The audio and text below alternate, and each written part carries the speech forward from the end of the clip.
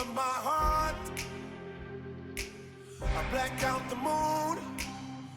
I wait for you to come around. You got me dancing in the dark. I've closed my eyes, but I won't sleep tonight. Baby, you should come with me. I'll take you to the dark side. Me and you and me, do bad things in the nighttime. Baby, you should come with me, and we can kill the lights, hit the lights, let it black out, hit the lights, let it black out. Oh. Blackbird, black moon, black sky, black light, black everything, black heart, black keys, black diamonds, blacked out, black everything, black everything, all black, everything, all black, everything, all black, everything, black.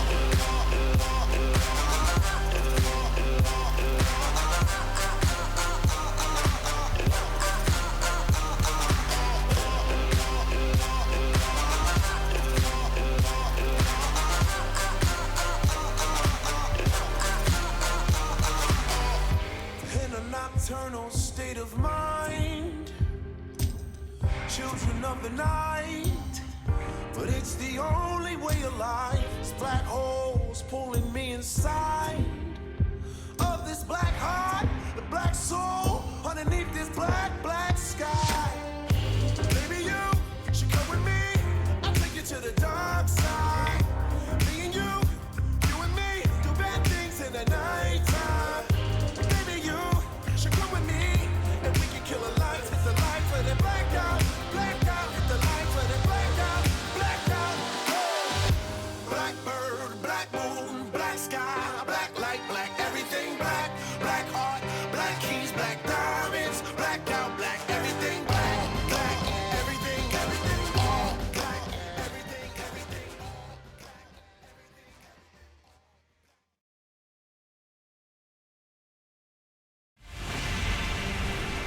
I'm on fire.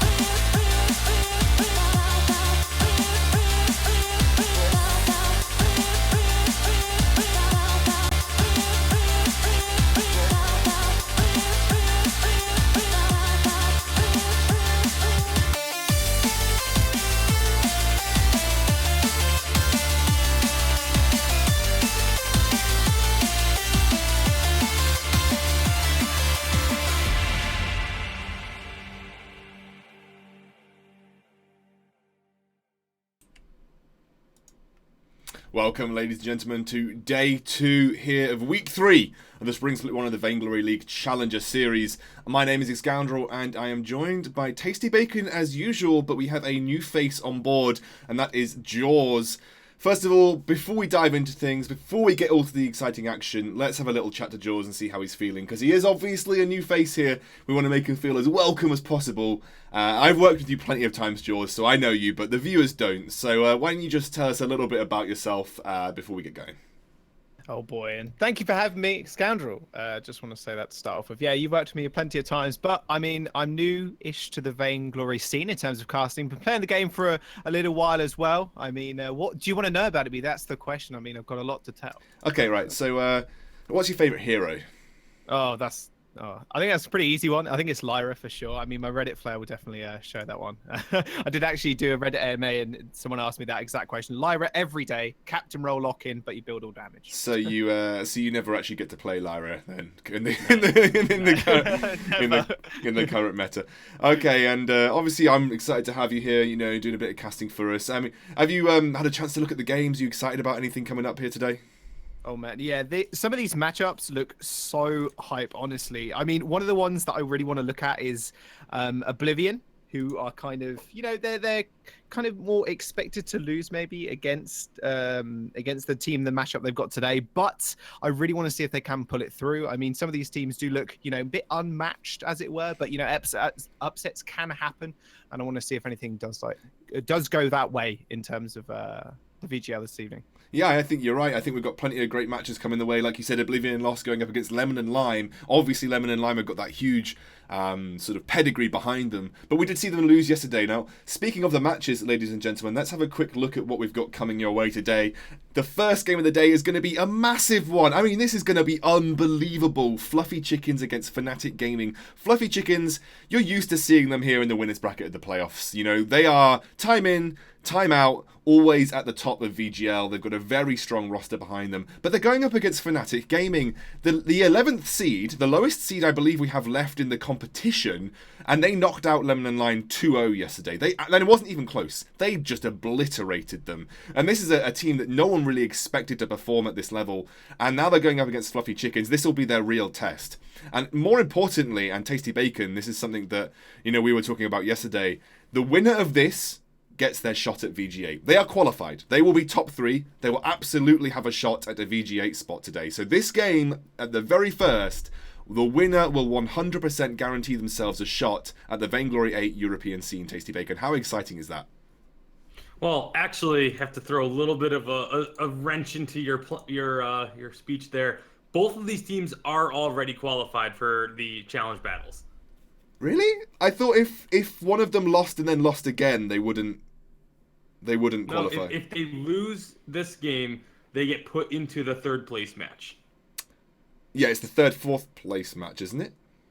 No, you're right. Oh no, the bracket lied to me. You're right. You're totally right. They've both already qualified. God. No, yeah, the bracket lied to me. It's okay. The only reason I knew it so certainly was because last season we went through a huge, long discussion on trying to figure out when the team is actually qualified, and we did actually determine that the winners bracket winner, essentially, you know, both of these two teams are already in the challenge battles. It's just that whoever wins this one is guaranteed to be one of the top 2 seeds, as opposed to having to be stuck with the scraps that are left from the number 3 seed potentially. Do you know what, Tasty Bacon? This is why we have you. You're the stats guy. You know what's going on behind the scenes. Whereas Excoundrel's like, playoff bracket, third, fourth place match must mean someone that doesn't qualify. But no, we've got Tasty Bacon to bail me out when that happens. Now, I am pretty sure we are ready to get going into this game. It's going to be Fluffy Chickens versus Fnatic Gaming. I'm going to make sure the players are all ready. And Jaws and Tasty Bacon, I mean, this is going to be pretty hype. And especially to Jaws, I mean, you must be feeling pretty happy that this is the first VGL game you get to cast, and it's this one. Oh boy, yeah, exactly that. First one, and it's Fluffy Chickens, who they're looking, what will we say, a little bit strong coming into this matchup. Obviously, first seed, and Fnatic Gaming. I mean, like I said a minute ago, upsets can happen. Can they do it? That is the question. I mean, realistically, that should be on everybody's minds right now. We are into the draft phase, ladies and gentlemen. Fluffy Chickens going up against Fnatic Gaming. This is going to be very, very, very, very good. Just make sure we're in the right one. There we go. Yeah. Just clicked on the potential wrong overlay there. But Fluffy Chickens and Fnatic Gaming. Glaive gets banned out first here by Fluffy Chickens. And Lyra now being thought of, which would mean that you would expect Adagio to be prioritized here. Looks like Fluffy Chickens are going to have to make that decision. Oh, yes. I mean, Adagio, who can really kind of knock that champion right now, that hero right now, realistically. But what? Hang on a minute. Apparently Fluffy Chickens can. Apparently they're like, well, you know what? Actually, we think Fortress is pretty good. We're actually going to lock in that hero instead. Okay. Already starting off the draft pretty strong here. This is interesting, Bacon, because when I do my top guides, I go to one of the minor sites, one of the API sites. And over the last, I'd say, 2 weeks, Fortress has consistently had the highest win rate across every single Vainglory server in the world. Across all 5 Vainglory servers, Fortress has had the highest win rate. So he's slotting in somewhere into the meta, and it looks like Fluffy Chickens have got a grasp on where they want to put him. But they're going to see a response of potentially a Ringo and Adagio here. Adagio for sure, Ringo gets locked in too. It's definitely, if you're Fluffy Chickens, Bacon, you think like you'd probably have to have a plan at this point, right? Well, actually, one of the things is that Fortress does actually really well into the Adagio pickup. We've seen that pick happen quite frequently because of the mortal wounds, able to come out and reduce that healing significantly. Also, a just really aggressive hero can really help get heroes like a Krull or something onto a target because of the increased movement speed, increased lifesteal. It just synergizes really well, and I feel like Fluffy Chickens picked that up knowing that Fnatic Gaming were almost certainly going to grab the Adagio if it was still available for them. Absolutely. I mean, I feel like it's an absolute split decision. If you leave an Adagio up on the first rotation when a Lyra is banned, someone's going to pick it at some point. And obviously Fnatic Gaming are the ones to do so. Fluffy Chickens look like they've come fully prepared though. Obviously Cruel, often thought of as a pretty good pick up into Adagio too, and we're going to see the Kestrel locked in also. Finally Alpha gets locked in here for Fnatic Gaming, and these are the two compositions, Bacon. Fortress, Kestrel, Cruel. You imagine that's going to be CP Kestrel. Or do you? Because CP Kestrel usually comes from the jungle, but there's a Cruel. I was just saying that, you know, as I was saying it now, I'm going to have to take that back. And then we're going to have Ringo, Adagio, and Alpha coming through for Fnatic Gaming. So this is where I'm going to leave you two gentlemen to take over. So Jaws and Tasty Bacon, take it away. Here we go. Game number 1. And my goodness, Adagio being left open. I want to comment on that really quickly as well. It's like they kind of almost baited Fnatic Gaming into this and going, okay, we know you're going to take it. We'll take the Fortress instead, and then coming up with the Crow is pretty big as well. And I'm excited to see Kestrel. Always really excited. But Tasty, what do you think about this Alpha? We're seeing so much more Alpha play in recent times, both in VIS and VG8 and VGL alike as well. I mean, is this just a kind of a heads-up play coming out from Fnatic Gaming here, picking up this pick? I actually don't like the Alpha pick here. It's a pick that Kroll does extremely well into in the jungle, and one of the big things about Kroll is if you want to beat a Kroll, you have to shut it down early. Normally that's not too much of a problem if you're playing an aggressive jungling hero, but Alpha is just one of those picks that Kroll always seems to do really, really well into, so I'm pretty concerned for Greymaker in this one, actually. Oh, right, interesting. We'll see if she can actually disrupt the jungle pathing of the Kroll coming into this one. Obviously, just scan around the jungle right now. It does look like they've gone for a bit of a different path here. Obviously, Fortress taking a majority of that damage, while Kroll does just sustain up without a problem. Does look like Kestrel's taking a little bit of harass in the lane as well, but can we really be surprised against someone like Lane King and Class King as well?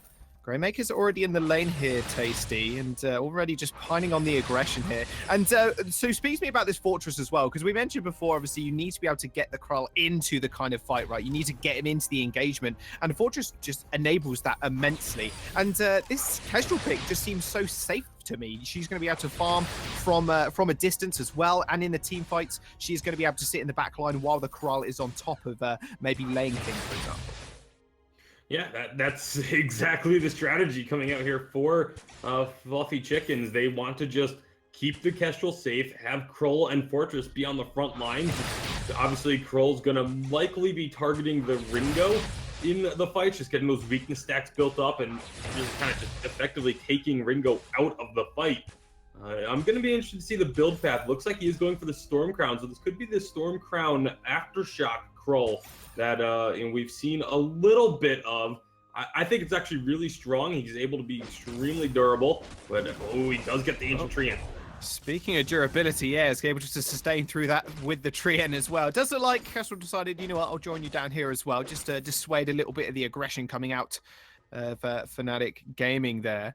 And with the Greymaker as well on this Alpha, he's already got a fair bit of engage, but just the sustainability coming out from Aeon on this Kroll pick, and obviously Kestrel being able to farm from range, it's going to be extremely hard pre-6, I think, for her to actually get any decent kind of fights. Yeah, and it can be tough because Greymaker really is the only engagement that they have on the side of Fnatic Gaming. We're going to get a pause here. I believe Ryoren has been having some issues all throughout this game. He was a little late off the starting platform. I don't think it was intentional for him to be getting rooted and taking so much damage from that middle treant earlier on, and now he's been sitting on base for quite some time as well. Yeah, so a little DC, but hopefully he should be back in the game so shortly. And Fluffy Chickens, obviously, with that #1 seed safely under their belt, they've looked absolutely unstoppable coming into this one. You could say flawless as well. I think that's another good way of describing it. So coming into this matchup, Fnatic Gaming, 11th seed, did beat out Lemon and Lime, another really big top contender who are now obviously in the losers bracket of it all. Do you think Fnatic Gaming are going to be able to take this to a best of 3? I mean, Fnatic Gaming has, even though they're the 11th seed, Scoundrel mentioned by far the lowest seed still in the tournament. It's actually 1, 2, 3, 4, 5, and 11. So they're the only ones that kind of shook things up at this stage of the game, and they've been just running through opponents so effectively. They've taken down the number 3 seed. They took down the number 2 seed in 2-0 fashion yesterday. I think they absolutely have a chance here against Fluffy Chickens. They have looked incredibly strong. Man, and do you think that came with kind of the meta changing, or do you think it just kind of maybe caught Lemon and Lime off guard, just like, whoa, hang on a second, kind of new-ish team on the scene coming through, and 11th seed, we're not too worried, maybe we'll take it a little easier, and just kind of bowing down to that? I don't think it's. I think it's just this team of Fnatic Gaming. I mean, I'm not terribly familiar with these players. I don't know where they came from, but they have just shown up and very smooth gameplay, very cohesive. They constantly move as a unit, as you can see them doing right now. I think they are really good Vainglory players that work extremely well as a team. Oh yeah, well they definitely proved it, and we'll see if they can come up against the fluffiest of chickens in this game. With that, obviously, a couple of backs coming through. Level 6s aren't being hit also yet. And with Aeon just inching ahead of Grainmaker in terms of farm as well. Obviously, you did mention Stormcrown is going to get picked up for him, as well as the Aftershock. He's just farming up an absolute storm. Yeah, once that Stormcrown comes out, the farming is going to get even quicker and more efficient for Aeon. He's hanging out in the lane, just looking for an opportunity to get engaged. There he goes. He's chilling, but hang on a second. Lane King's going to be able to dart out there, no problem. Class King as well. Did you see how quick he was to get to that lane? Just, I'll save you, no worries. He'd run up with his boots as well. Grainmaker is going to be here on this alpha, not being able to do too much, especially when, obviously, Fluffy Chickens are underneath their turrets. They aren't going to get jumped on anytime soon. Too much danger coming out of that turret in the early stages of the game, which will mean Kestrel, as always, fairly safe in this laning pick. And it's not going to be Crystal, obviously, being in the lane. And that's something we're used to seeing as well. There's been a lot of Crystal Kestrel being played in the jungle, but laning Crystal is always really interesting to see as well. And getting some good damage down there onto Fnatic Gaming as they leave the lane. They have a really big opportunity here. It's very unfortunate. Rio Ren still does not seem to be connected to this one. Fortress just laying down, rolling around on the healing platform, but it's a tough situation to be in, but unfortunately it's right in the rules. All players are responsible for their own connections. We give them a little bit of pause time just to try and get reconnected if they can, but we can't hold up the games that long for it. So unfortunately, Fluffy Chicken is just going to have to hope that Rearing can get his situation sorted out and rejoin the battle shortly. Yeah, I'm sure Fnatic will be happy for that as well. Obviously, a 2-on-3 isn't nearly as exciting as a 3-on-3, obviously. And Fluffy Chicken's definitely hoping that he reconnects. But Aeon's still farming up a treat. Got his Stormcrown now.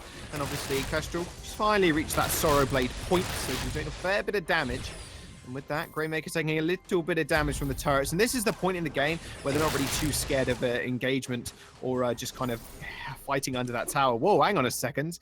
That from Hell's Heart was a little bit wide there. Tried to go for the engage, but didn't really follow anything up. Grainmaker obviously hitting level 6 as well now. Termination Protocol is available, but not really able in the situation with the low HP that she's on. Not going to be able to re-engage that fight. Yeah, well, the From Hell's Heart kind of split the uprights a little bit there. He tried to get it to hook in and nail one of those two core heroes, but nice job dodging by both Lane King and Graymaker to make sure it didn't connect. Otherwise, that may have been first blood going over. Fnatic Gaming, they're just going to look to take advantage of their numbers. Again, just moving as one. They have this 3-on-2. Rio Ren. Here we go. Yeah, moving as one indeed. Lane King is going to get jumped on. He might just go down before taking someone out. First blood actually goes straight over to the Kestrel, and that will mean a bit of extra gold in her back pocket. Aeon's actually going to have to back off here as the passive was pot from Grainmaker. Aeon a little bit of trouble. Whoa, that was very, very close. That catch up from the Alpha isn't going to quite land. However, doesn't mean Fnatic Gaming are going to take control of Fluffy Chicken's jungle here. Got to be really, really careful. Aeon, he's there every single time Grainmaker steps forward. You know, he's inching back just to make sure she cannot get on top of him. But with that, unfortunately, Ryu Ren is not connected just yet. So unfortunately, that will be a kill going over to each way. But still, it's kind of looking bad for Fluffy Chickens right now. Yeah, well, it's up in the lane. Elohawk, again, I mean, they're holding their own for now in this 2-on-3, but it's going to get tough. Eventually, the numbers game does sort of catch up to you. One saving grace you have is you can't get aced, but it's a... oh, nice from Hell's Heart. Wow, from Hell's Heart, straight from downtown, does land on Lane King. They're going to trade this up with a lot of damage. Smite comes through, a nice bit of 280 damage. One shot, one kill. Only hits Class King, and that will mean he will survive. Lane King, not really too fussed. Greymaker is going to be here as well. Does have Termination Protocol available. Whoa, that was close. Hello, Hawk is going to have to dash away from that one. Just use that cloak, no worries. Extra movement speed on that one is going to get her to safety.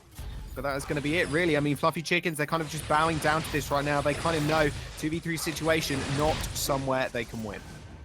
Yeah, they're just looking to try and keep their farm up, but Aeon still being aggressive. Is going to go in there. Versus Judgment is going to come down. Not really hit anybody, but no, Elohog is going to be able to pick up that kill.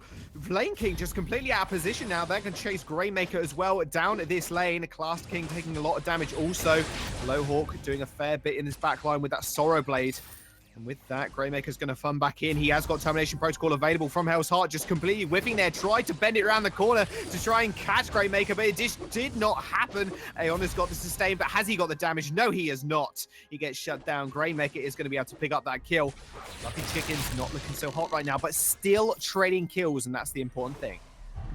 Yeah, it's really impressive what they're able to do while only having 2 members thus far. It's such a tough situation to play in, and such a difficult mentality to be in as well, to know that you're down a player but still try and make aggressive plays, just try and keep things as even as you can in the hopes that your third will be able to reconnect and join the fight. If he does, he's going to be very far behind at this point. You look at the levels, it's the 9, 8, and 4 for Ryuren, unfortunately. So I mean, when he does reconnect, he'll be able to level up very quickly, but it's that period of time when he first gets back that it can be really difficult.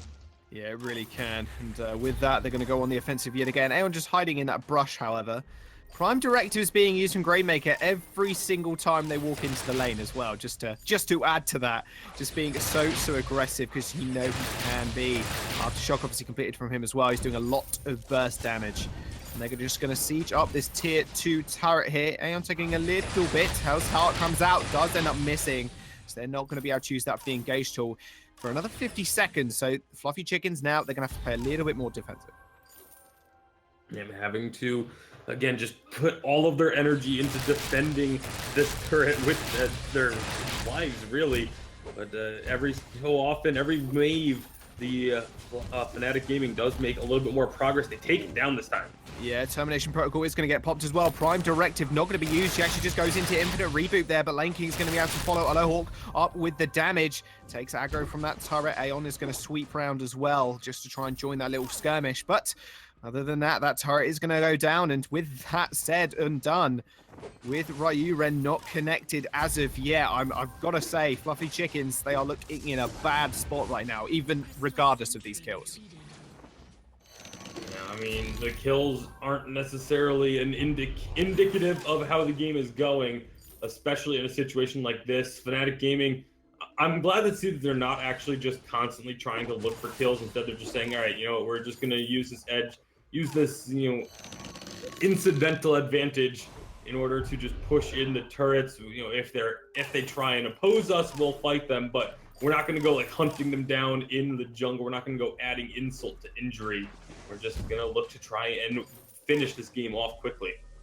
Yeah, that's exactly what Lane King's looking to do as well. Obviously, with the Sorrow Blade breaking point and the Monocle on his side, will mean he's doing an absolute truck ton of damage. Gold Miner is going to get taken for the second time. And that will go over to Fnatic Gaming. Not really much that Fluffy Chickens can do. Not looking so fluffy right now, at least. With Alohawk, obviously he's on that Kestrel, and we spoke about the kind of the engage that Ryuren does obviously provide on that fortress, but they just can't seem to find it. Aeon has been using those from Hell's Hearts just over and over again, just trying to make something happen, and they have picked up a couple of kills with it, to be fair to them, but still not in a good situation for them. We're not not going to be a good situation here, but another from Hell's Heart. From Hell's Heart, backwards, just spears Greymaker straight in the back, and Prime Directive is going to miss, but that massive ult coming through from Glass King doesn't mean Say's not going to get followed up. A Lowhawk doing a lot of damage in this back line. Hellfire Brew comes out, and finally Ryuwen is going to be here. The complete unexpected Fortress coming through from the base is going to be able to secure them a kill. Greymaker is going to go down after popping that termination protocol. They are going to chase Glass King also. Ryuren does not have the ultimate available, but he has got those boots as well. Glass King is going to go down. There we go, ends up falling, and finally, with that Fortress being back, does mean a Lowhawk can kind of come through and shine in these team fights. Yeah, and very quickly getting a couple levels just off those 2 kills. You see Ryuren already up to level 6. He's going to be looking to try and get as much ambient gold and experience as possible just to catch up. It's very far behind as far as this game is concerned. But having all 3 members there, that is huge. Fluffy Chicken's able to use the Crystal Sentry for a bit in that last fight. Ryuren rejoining the fray, heroically charging into battle and helping them pick up a couple of kills. This could be a big turning point for Fluffy Chickens. It really can. With that as well, like the thing is, he came in at level 5, just dashed straight in to Greymaker. Not a care in the world. However, they have found Glass King. From Hell's Heart goes in, doesn't land on anybody at all, but Glass King going really, really low, has to back off the fight already. Ryuren so underleveled at this point, which means he hasn't got the base stats to kind of follow up. Aeon is on the front line as well. He's trying to take out Lane King, but Ryuren on the side takes a Prime Directive to the face and ends up going down. 2v3 situation. They are very used to this at this point in the game. Hellfire Brew comes out as well. That's a lot of chunk damage down onto Aeon. Greymaker, Prime Directive does end up missing, and the burn damage actually might just kill Aeon. One more tick will do it all. Just manages to survive, but a Lowhawk is going to go down in the process. Lane King is going to be able to pick up that kill. That turret is almost going to go down. I think that Greymaker is just going to be able to finish this off. Greymaker and Glass King, but Oh, hang on a minute. No, they're not finished just yet. Termination Protocol is going to get popped. Goes into the Infinite Reboot. The turret does go down. Does damage Aeon just a little bit here, but doesn't mean he's not going to try and get the kill. Greymaker still following up. Still needs to get back to their base. Prime Directive over. Nice onto the Treant. One shot, one kill. Doesn't do enough damage. Ryuren is going to be there as well. Is going to spot him out. He's on an inch of HP, but they're taking the gold mine, and the rest of his team are going to use those Captain Boosts just to get him out of the way, and Lane King punishes the Wolf for going way too far. Fortress ends up falling, and Ryuren, he's going back to this fountain where he's most been pleasant to be. And somehow Greymaker able to get out of there. Beautiful Prime Directive onto the Treant, and then the Reflex block just to add that little bit of extra barrier to avoid going down to the one shot, and then getting to his teammates, and the protection from Lane King and Glass King able to get him out of there once and for all. Again, very unfortunate situation for Fluffy Chickens with Ryuren being disconnected for so long. Still seems to have a couple of issues every now and then, but at least they have all 3 members on the fold. They can put up some fights. They've been able to actually, hold their own for a bit, but their base is now exposed. They have down to just their 2 crystal turrets remaining. We're going to try and get some damage out. Here comes Hellfire Brew. Oh, Hellfire Brew does land. Does a good chunk of 500 damage. Attack at the back is going to get popped as well. Termination Protocol from Greymatter hits 3, but is it going to be enough? He goes into Infinite Reboot, just gets killed. Versus Judgment comes down, almost killing Aeon instantly, but Lane King follows up with the damage. I think he's just too strong at this point, but I take that back instantly. Lowhawk's going to be able to pick up that kill, and a double kill, in fact, comes through. He takes out Glass King at the last second, gets the ace buff. That's going to be a massive buff for Fluffy Chicken's confidence as well. My goodness, that was a massive turnaround for them. Eelhawk with the plays, able to set down that active camo. They did a really good job on the side of Fnatic Gaming to predict it. They got the reflex blocks up to avoid the stun, but the damage was just too much. Eelhawk just chunked down Lane King in an instant. He didn't have a chance there, so 16.5 minutes in, Fluffy Chickens get their first turret. They've got the kills, even they're still way behind in gold. But the vast majority of that is Ryuren being so far behind. As the 2 carries, they're pretty good as far as the items are concerned. You look at the the level of itemization, they're not that far off of what Fnatic Gaming has done. Yeah, not at all. And if Fluffy Chickens come back and kind of win this, and I'll just interrupt myself as Class King does get jumped on. Greymaker's going to be in the front line though. Prime Directive does hit onto the Kestrel, but the attack of the pack is just dissuading Lane King as he comes in. Termination Protocol is going to get popped. Will he be able to get the Prime Directive off? No, he will not. But Fortress is actually going to be the first casualty of that fight, and Lane King is still on the hunt here, wants to look for something, but they decide against it. They're just going to start the Kraken here, Tasty. Lane King just has so much damage, and when he stutter steps properly, it does unbelievable levels of work. As we saw him chasing down Aeon, just almost taking him out, and that's one of the tankiest member on the team right there. But they're gonna unleash the Kraken. This could very well be the beginning of the end. Infusions get topped up, and looks like Fnatic Gaming gonna try and make a final push here. Fluffy Chickens, they need to make a last stand. Where are they going to do it, though? Do you try and go after the Kraken? Do you wait for it to get underneath your turrets? Different teams have different opinions. Looks like Fluffy Chickens are going to let the Kraken come all the way into their base and try and fight under their turret. And I think probably the best place to fight at this point. They need all the help they can get. Ryuren obviously still a couple of levels down. Ultimate not available just yet either. Attack of the Pack's not going to be helpful. Lane King sends out the Hellfire Brew, but just gets locked up there by Aeon. He's just going to jump on him straight away. But look at Ala Hawk. He just ends up going down. Versus Judgment's going to get channeled. It is going to help kill Aeon as well. Triple kill coming through. Lane King, proving that he is the Lane King, is going to be able to pick up the final ace. And that will be the Vein Crystal dying as well. There we go. Game number 1 going over to... I just couldn't believe I'm saying this, but Fnatic Gaming are coming up big. I can believe it. After seeing them play yesterday and the teams that they've already taken down in Challengers, I am a firm believer in Fnatic Gaming. This one has a little bit of an asterisk next to it due to that disconnect that happened early on. Very unfortunate for Fluffy Chickens. Hopefully they can get that situation sorted out. But even still, Fnatic Gaming playing those last couple of fights, absolutely unbelievable. Absolutely incredible game. And what a fantastic showing for them to start off with. Obviously, yeah, like you said, just kind of hindered Fluffy Chicken's advances when obviously the Fortress didn't connect. But regardless, it doesn't mean to take away from the win there. Obviously, this is a best of 3, so we are going to go into game 2 very shortly. Scoundrel, what do you think of that match, man? Yeah, I mean, look, let's not beat around the bush here. The disconnect probably was major factor for Fluffy Chickens in that particular game. Obviously, you know, they managed to get an ace when they came back into it, but I think there was some serious connection issues going on for Ryuren, and we're going to have to double check whether he needs replacing, which he does. So I'm going to sort that out, guys. Just so you know, guys, unfortunately we can't pause for an indefinite amount of time. You know, we need to keep the games going. So players, like we said, are responsible for their own connections.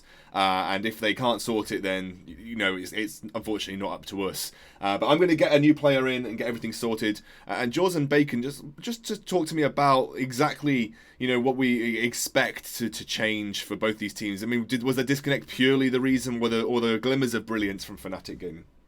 I think there were glimmers of brilliance coming out from Fnatic, and Lane King kind of proved that he was just a Lane King. He did outperform very, very well up in the lane, and with that, I think maybe Greymaker, yeah, it was given a bit of a free jungle time. We mentioned, obviously, it takes a little while for that alpha to kind of get there in terms of power spikes, like obviously not as quick as the Koshka, not as quick as, say, something like Attacker.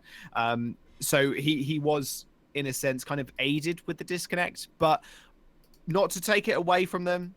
The disconnect obviously did help them quite a bit, but I can imagine we're going to see the same-ish draft. I mean, both these teams look pretty comfortable on the heroes they did end up picking, and we'll see who we are going to get in as well, obviously replacing Ryuren, and if his hero pool does complement theirs.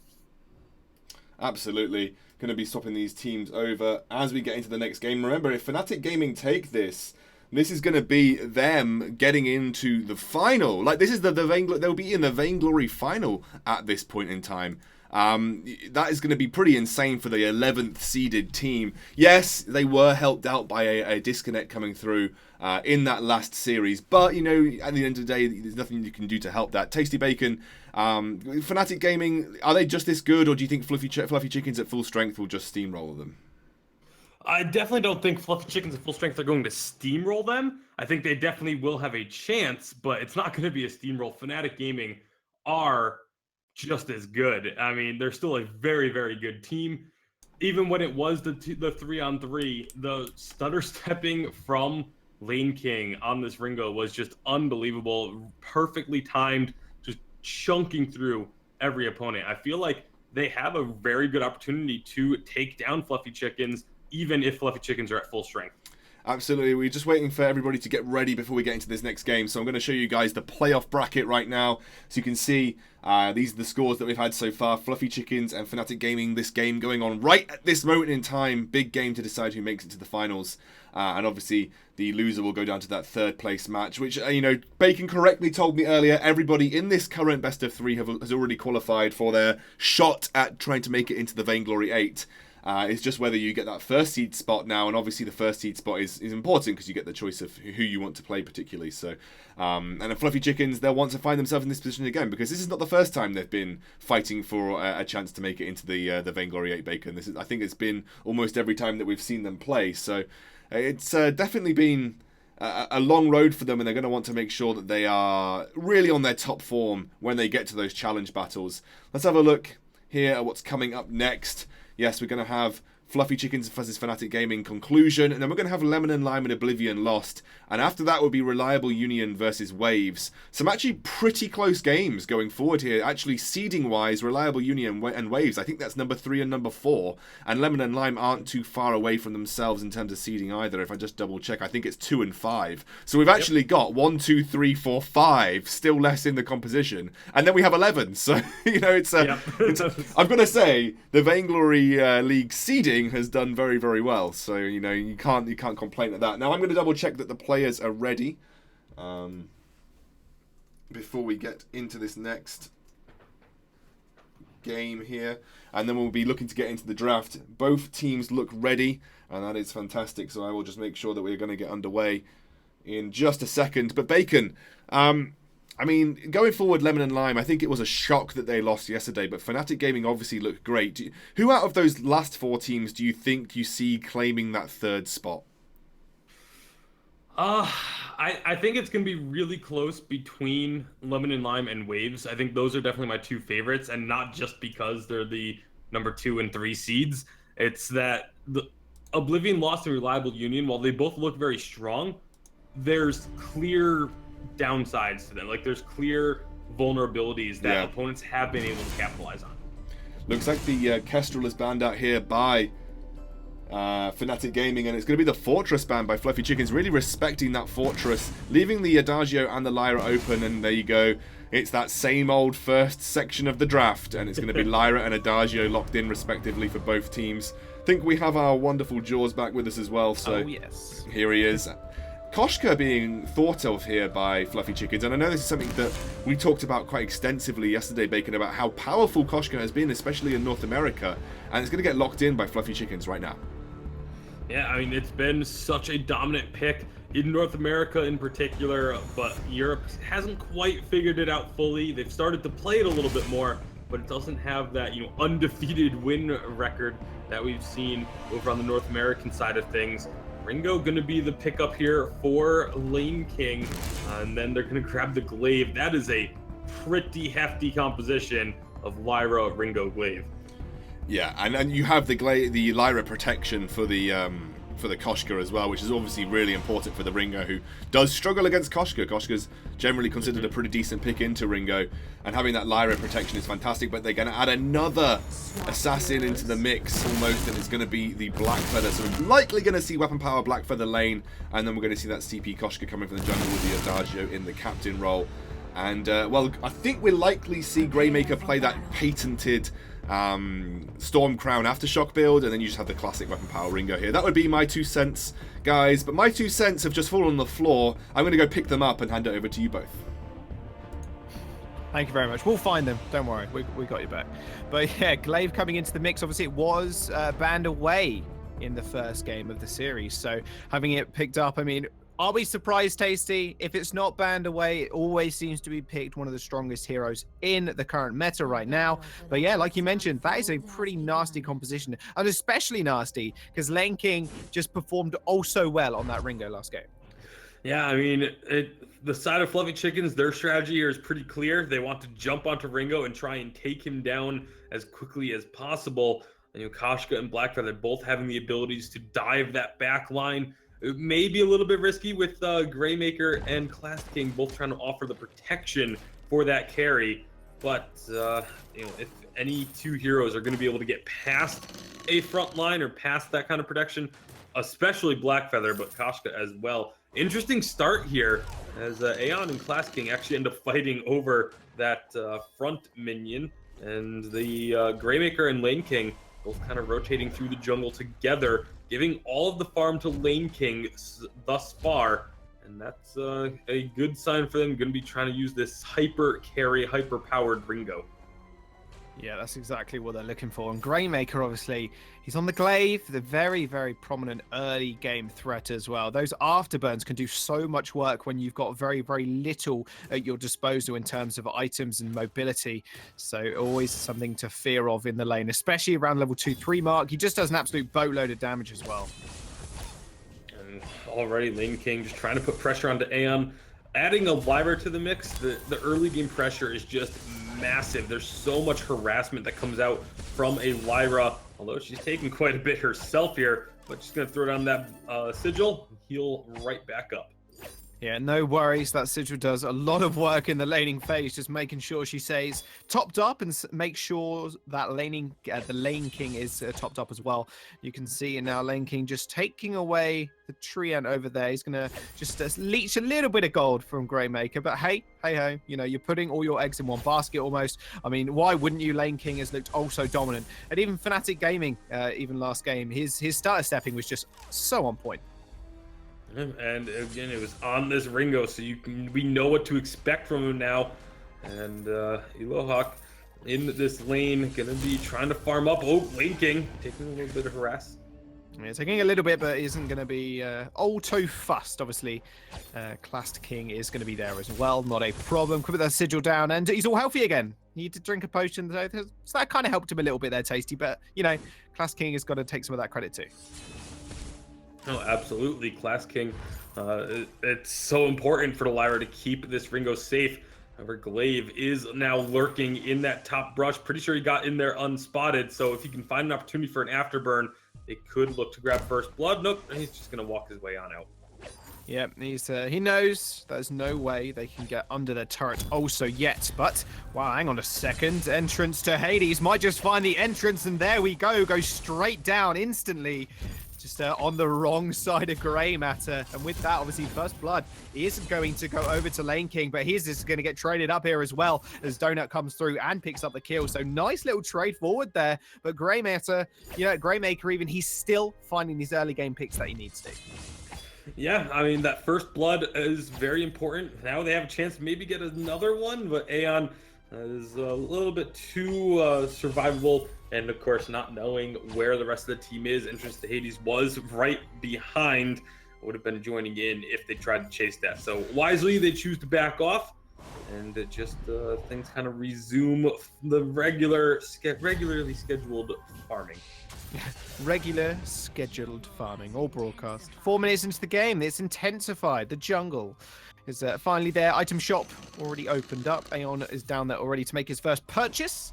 And will be finally picking up the fountain, which means obviously next team fight will be fairly good for them in that sense. Class King, I don't think it's got enough gold for it just yet, so a little bit behind in that sense. Obviously prioritizing a couple of those flares just to make sure he does spot out Aeon and Entrance to Hades. Obviously, we all know Koshka does an absolute ton of damage in the early stages of the game, and with that, it doesn't look like they are just trying to push in Fnatic Gaming now under the turret. Well, we'll see if they try and start anything off here, but Going back to what you said about the fountain, not only is it because Classic King, put a little bit more priority on getting vision, but also there's been a lot more time where Classic King is not getting any gold. Oh, nice afterburn. Oh, nice onto Donut there. Bright Ball is going to get used. He's going to be able to run away. However, Lane King's in a little bit of trouble now. Yummy Catnip Frenzy straight onto Greymaker. Might just turn into Grey Matter. He ends up going down. And just Hades getting his revenge on the Glaive. And they will pick up a kill for it. Nice job by Fluffy Chickens finding their opportunities. Glaive does finish off the Storm Crown, so he should be able to farm up a little bit more efficiently, but taking advantage of the fact that there is no Fountain of Renewal on the side of Fnatic Gaming just yet. And going back to why Classic King is a little bit behind in gold. These rotations that are being made by Fnatic Gaming to get all this gold onto Lane King, it's leaving Classic King with long periods of time where he's not getting any ambient gold from minions getting killed, whereas Aeon, he's there in the lane while it's being farmed. Aeon is able to pick up a little bit extra gold as a result, whereas it's more gold onto Lane King than onto Donut, but it's not as much onto Classic King. Yeah, not too much at all. He has picked it up now, Tasty. Don't need to worry. He has got the fountain. And with that as well, whoa, Donut's taking a little bit of damage there, stepping also far forward. Lane King obviously with the level 6 over a level of Donuts. That's going to be really nice for him in terms of engagement. Greymaker, he's trying to make a play. You can see it right there. He's looking for some sort of engagement. Does get flared out though. So with that vision control just being also important and prominent, Greymaker is going to decide, you know what? I'm just going to go back to farming. That's what I do best. As he has got his Storm Crown on him as well now. Farming, it should be pretty efficient for Greymaker at this point. They're going to actually turn their attention to the gold miner. This is a very early gold mine attempt. Maybe by doing it so early, you can catch their opponents off guard a little bit. Ooh, that was very close. I thought Aeon was going to steal it there just with one tiny auto attack. They do, however, like you said, they do pick it up, and with that Storm Crown, obviously, it does a ton of damage to the gold miner from Greymaker, so just kind of enabled that a little bit. But Serpent's Mance is picked up here from Donut, so he's going to be doing a lot more in the lane now in terms of harassment. As we see yet again, Fnatic Gaming looking for an engagement. Yeah, he'll be able to stay alive a lot longer as well. Here we go. Oh, no, we don't. Bribal goes down. Are they going to want to chase it up even further? Aeon doing a lot of damage to Lane King. He's kind of forced to back off here. Class King will, however, be able to kind of sustain him up. There we go. Sigil goes down, and Ringo's at almost full HP again. Lyra in the lane. Oh, yes. Oh, hang on a minute. What? Enters to Hades. What are you doing? Okay, jumps in, jumps out again. It's all good. I thought he was going to go full for Yummy Catnip Frenzy, but not that aggressive. Not just yet. Don't know who's going to push that wave in, however. But the rest of Fnatic Gaming right now, their health bars are fairly low. I don't think they want to look for engage just yet. Yeah, and entrance to Hades on that previous engagement up in the middle of the lane. Really quick reflexes, was able to block the afterburn. If that block doesn't come through, I think maybe Fnatic Gaming are able to find another kill, but unfortunately for them, entrance to Hades a little bit too quick.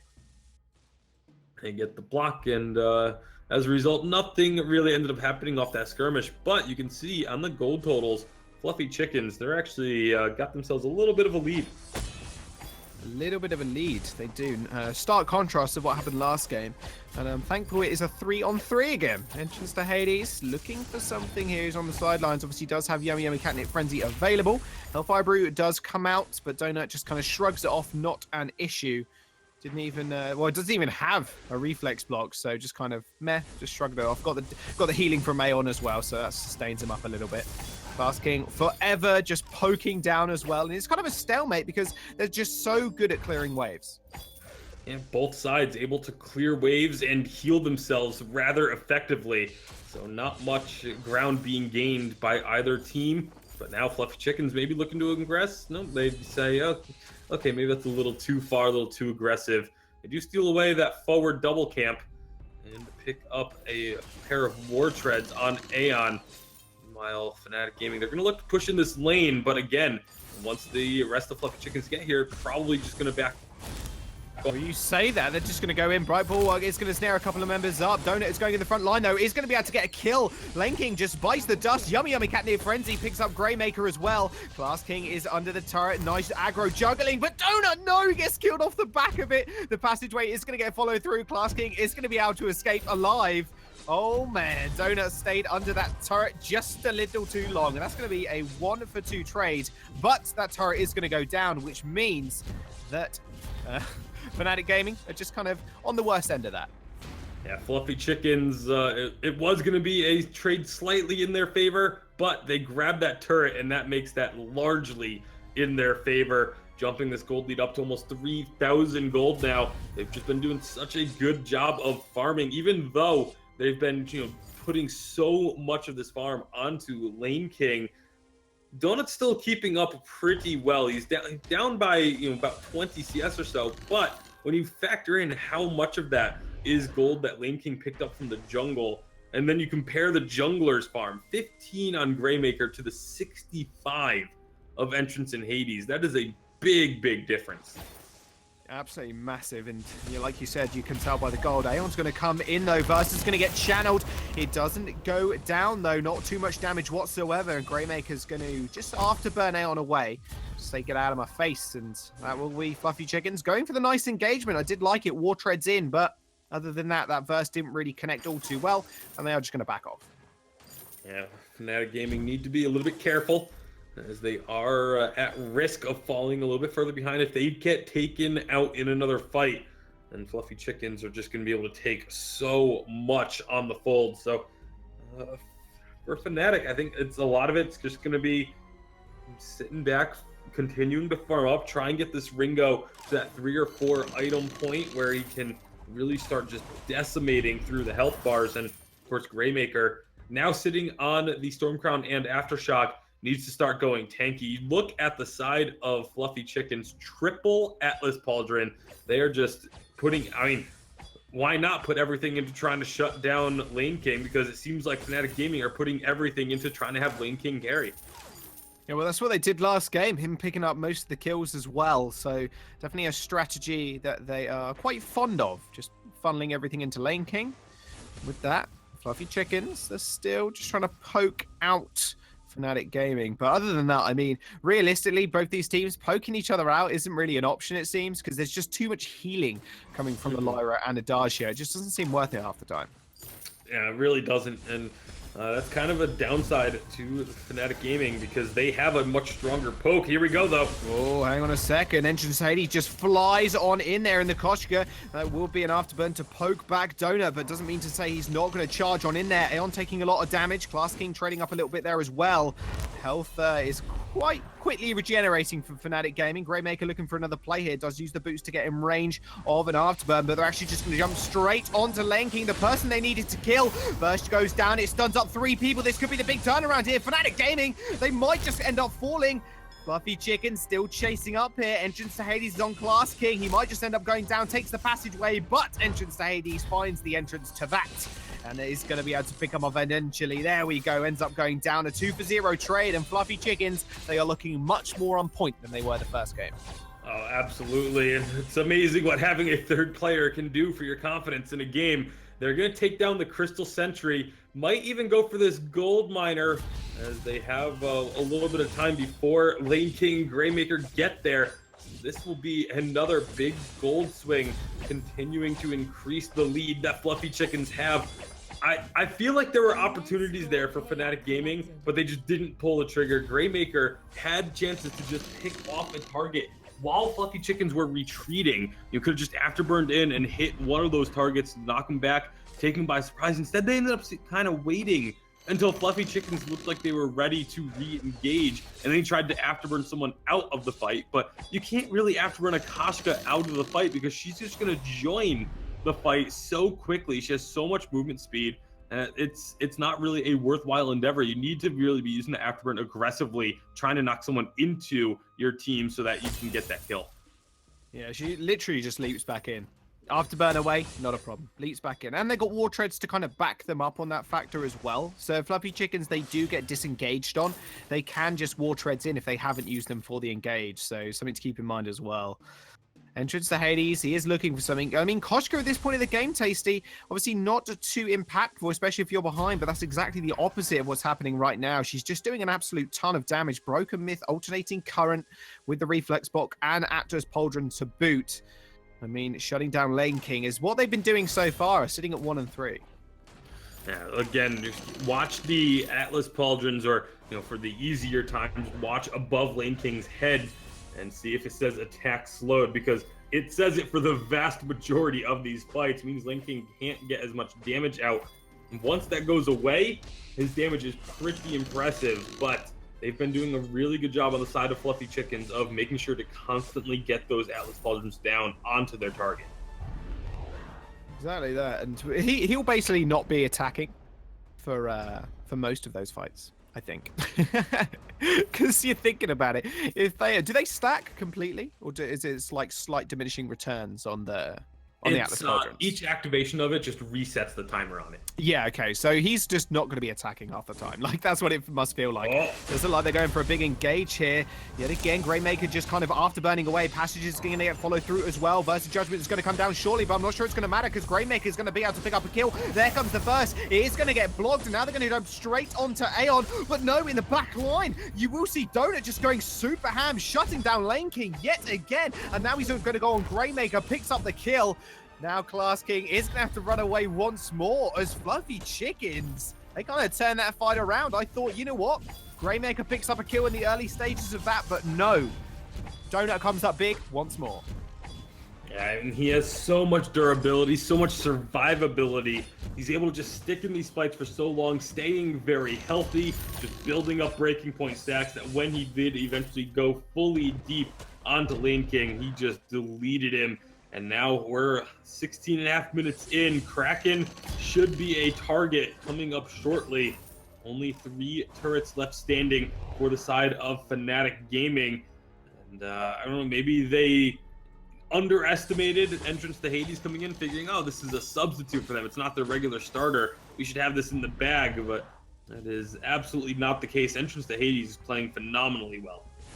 He really is. Just getting those engagements and just kind of drawing a lot of the attention in these fights as well. And that just kind of leaves Donut to do whatever he pleases, really. I mean, he's in that back line. He's killed Lane King about, I want to say 3 of the 4 deaths on Lane King are from Donut alone, just getting on this back line. But it does look like they're going to go for another engage. War Tread's in. Riot Bulwark is down. And Greymaker yet again using the afterburn to just get away. Lane King's going to have to pick up a kill, though. But Donut's going to be straight on top of him. But he might just be able to kite away this one. Afterburn away. And there we go. He actually picks up the kill in the end. Donut going massive. The healing coming through as well. Might just be able to pick up Greymaker. Does end up going down first. It's going to get channeled. Does end up picking up Greymaker. Aeon is going to chase Class King now. Will he be able to get the kill? The burn damage might not be enough, as the Crystal Sentry is going to be here as well to kind of aid him. I think they're just going to fight over this one. But 2 for 2 trades, and I don't think ace buffs are going to go on either team. They are just going to back away from each other, but what an explosive fight. Yeah, very much explosive. And again, Lane King was able to actually avoid having the Atlas Pauldron applied to him for quite some time. Kited extremely well against the Entrance to Hades. The stutter stepping, again, we know he can do the stutter stepping perfectly. That's exactly what he did there. Was able to kite Donut for quite some time as well. But eventually, the Atlas Pauldron did get applied to him. And just Blackfeather turned out to be a little bit too much. Very nearly took down Greymaker in that as well, with only a sliver of health thanks to all of the healing and sustain. But it looks like we could be looking for another fight. Ooh, that's exactly what they're doing. Wartreads is going to get popped as well shortly, I can imagine. That Bright Ball just kind of dissuading them just for the moment. Nice Hellfire Brew does land onto a couple of them, and Fluffy Chickens decide, you know, we're just going to back off this one. Our health bars are ticking down from that Hellfire Brew, and we are just going to rinse and reset. We'll maybe look for another fight in a minute. And not only that, but I think they've decided against trying to fight on that Crystal Sentry. That did quite a bit of work in the last skirmish as well. I mean, both these teams are looking to start something up here. You gotta figure. They're both just facing off. It's like an old Western standoff right now. Fluffy Chickens just don't want to make the first move, but neither do Fnatic Gaming. We'll see what team wants to engage first. Obviously, infusions are coming through as well, so everybody on either team are just doing an absolutely incredible amount of damage, and it's only a matter of time before someone wants to engage. The lane really hasn't changed. I mean, if you look at Fnatic Gaming, they haven't even got a turret yet, Tasty. And they've been able to push, but they've been able to stop Fluffy Chickens from pushing in on them. Here in the game, be able to take whatever they wanted, constantly shoving in that lane, taking those first 2 turrets, but they haven't been able to make much progress here. Oh, entrance to Hades! To Hades might just find the entrance to hell as he goes down. There we go. Lane King just picking him off, and that is the time for the Kraken. Fnatic Gaming just find that pickup. And entrance to Hades just walking into a completely unscout trapped bush and ends up falling. That Kraken's going to go over, but it does look like Fluffy Chickens are just going to get the recall off, or maybe even just push this turret. Nope, they're not. Kraken's going to get unleashed. And Fnatic Gaming, they're still in this fight, Tasty.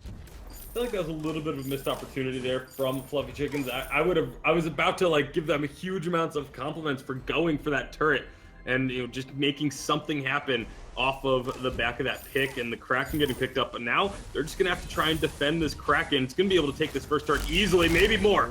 They jump onto Donut. Bribal what goes down. Obviously, Passage was followed through as well.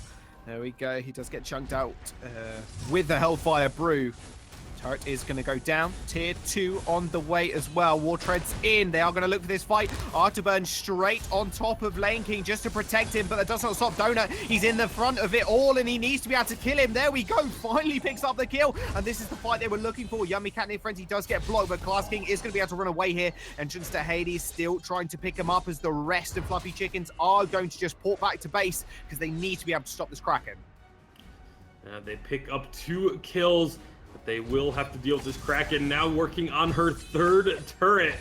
Might actually even take this one out because Koshka is still just farming up the jungle instead of coming back, taking out the sentry. They felt that was worthwhile, but they're gonna lose all 3 of their lane turrets on one Kraken push. That is a lot of gold going the way of Fnatic Gaming. You can see this used to be a massive gold disparity. It's still pretty large, but it's down to 5,000 gold in favor of Fluffy Chickens. But you look at the itemization, and the gold is starting to not really matter. Lane King has full items and an infusion. Glaive has almost full items, just has 1 empty slot, which he's holding an infusion in right now. It's really just the captains that have item slots left to fill up. Aeon, last fight, using that Null Wave Gauntlet in order to item silence Lane King so that he couldn't reflex block anything coming out from Fluffy Chickens was really important. I think we're gonna have to keep our eyes on where that item silence does end up going. But for now, again, Fluffy Chickens, they have the edge, but Fnatic Gaming are fighting well. They are fighting very, very well. Bibewell is going to be used. They're going to want to look for another engage here. Entrance to Hades, he's going to pounce. He's going to land on Lane King, but no, gets shoved backwards. But Donut is going to jump straight onto him yet again. Passageway is going to get used and followed through. There will be Hellfire Brew coming out as well. He's going to land onto 2 people. Entrance to Hades kind of got in the way of that one. Greymaker is going to be here yet again, and there we go. Donut is almost going to go down. Burst of Judgment is going to get channeled. It's going to get blocked yet again. Yummy Catnip Frenzy is going to get blocked also. Lane King is in the back line. He does end up surviving that engagement. Entrance to Hades goes down. Fnatic Gaming, they're looking very, very strong. They want to end this. They want to take out this #1 seed. Can they do it, Tasty? They just need maybe 1 more kill to try and go for the victory. They spotted Aeon. He's going to go down. Surely he does. Kraken is only just spawned as well. Oh my goodness. Fnatic Gaming, Tasty, they are just bringing it to Fluffy Chickens right now. The patience of Fnatic Gaming, and especially Greymaker, using the Afterburn at the start of that fight. The reflex blocks came out, and then he waited until the reflex blocks timed out. Then he nailed the Afterburn onto Entrance to Hades, knocking him away a little bit, just buying a little bit of time for Lane King to get into a proper position so he could stutter step his opponents down. Lane King surviving throughout the entire duration of that fight, despite having both Koshka and Blackfeather constantly trying to jump onto him. This team is just working so well. They pick up this Kraken. They've got 2 turrets left, but they still need to win another team fight. without the help of their Crystal Sentry. That, I think, is going to be the key. Oh yeah, I do think it is. Hellfire Brute is going to come through as well. There's a lot of damage down to Donut. He is going to be able to heal up, though, obviously right next to his base. Fnatic Gaming, they are pushing in. Entrance to Hades, yet again getting jumped on and just trying to get onto Lane King. Yummy Catnip Frenzy's blocked. He goes down. Donut in a 1v3 situation. He needs to be able to just put out this damage right now as Lane King is stutter stepping his way to victory. There goes Donut versus Judgment's going to come down at 3-man stun, but I'm not sure it's going to be enough. Fluffy Chickens, they're just looking deserted right now. Fnatic Gaming, they're just going to 2-0 the #1 seed. Fnatic Gaming have just clipped the Fluffy Chickens and taken it 2-0. What an unbelievable game from Fnatic Gaming. They were behind for so long. They were getting beaten effectively in all of these fights. And then just at the end, these reflex blocks. Lane King able to block the Atlas Pauldrons.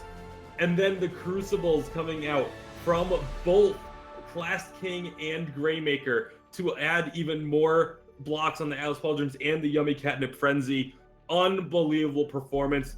Again, the teamwork from this side of Fnatic Gaming, they work so well as a team. That was an absolutely incredible showing, honestly. And I said, you know, this matchup maybe not one I'm super hyped about, because I thought, you know, Fluffy Chickens could come into this pretty flawless like they've been doing previously and maybe take it to a game 3, but proved completely wrong as Fnatic decides, you know what, we'll just take it 2-0, not a problem. Hey, Scoundrel, my man, what just happened to that game? Honestly, that was absolutely insane. What are your thoughts? I think I'm exactly where you were.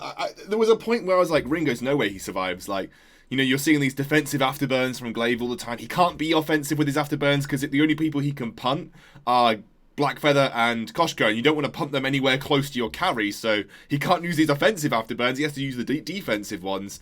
But I was sold about, you know, sort of 15, 16 minutes. I was like, this game's over. Like, this is going to be a complete 3-game series. We're going to see a real scrap at the end. And again, like, Bacon, you were right. That guy, Lane King, is a monster on Ringo. Like, he's an absolute monster. The double Crucible was so well thought out from the team. And the timings of those Crucibles were insane. Like, exactly the right time every single time. You know, especially the Yummy Catnip Frenzy, which is the one that they really needed to block. And the fact that they finally got round to Crucibling the Verse of Judgment when they needed to, because there were a couple of times where the teams got caught out from Verse of Judgment. There was one point where they looked like they turned things around in the Kraken area, but then they face-checked into the Adagio and got a 3-man Verse of Judgment, and they all died. Yeah, I can't believe it. I mean, this is a team who is seeded 11. You know, this is the 11th seeded team, and they have just taken out our first place team, Fluffy Chickens. You know, admittedly, they are both guaranteed you know, a VG8, you know, challenger spot. So they're probably both okay. And obviously we can see a rematch of this in the grand final if Fluffy Chickens win their next matchup with whoever comes out of the loser bracket. But goodness me, guys, what an insane performance from them. And we were saying, oh, you know, they beat Lemon and Lime, but Lemon and Lime didn't look that good. They, you know, and I remember we talked about it yesterday, Bacon. You said, well, they're going up against Fluffy Chickens now. It's a whole different ball game. Looks like the ball game we thought is the ball game that Fnatic Gaming have been playing the entire time. They knew exactly where they were going. I just want to point out that now, as a result of this, Fnatic Gaming has beaten the #3 seed, the #2 seed, and the #1 seed. That's pretty insane. Like, if that's pretty convincing to me that they deserve to have that first place spot, I would not be at all surprised if they end up taking first in the Challenger Split 1. It would not shock me at all at this point. I'd be more surprised if they don't get it now. Yeah, I think I'm on board with that, guys. We're going to cut to about a 3-minute break while I get everything set up ready for this next one. We're going to be having Lemon and Lime versus Oblivion Lost, so it's going to be another great game. Jaws, particularly looking forward to that one. I'm Scoundrel. Stick around with us. We're going to have another set of great games coming your way very soon.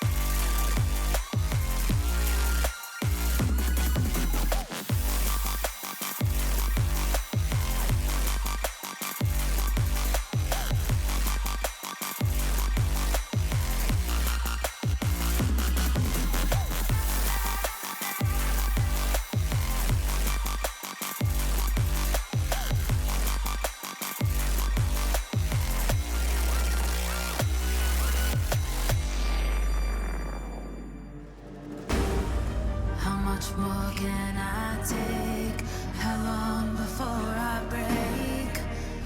You got me feeling, oh, you got me feeling so restless. What move should I make? So much to lose when your heart's at stake. You got me feeling, oh, you got me feeling so restless. I know what to do.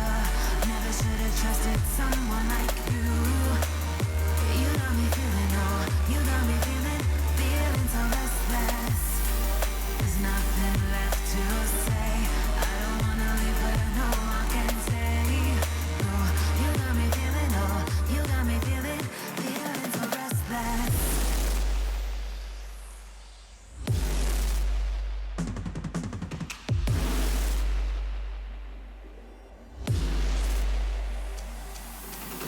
You got me feeling, oh, you got me feeling, you got me feeling, oh, you got me feeling, you got me feeling, oh, you got me feeling.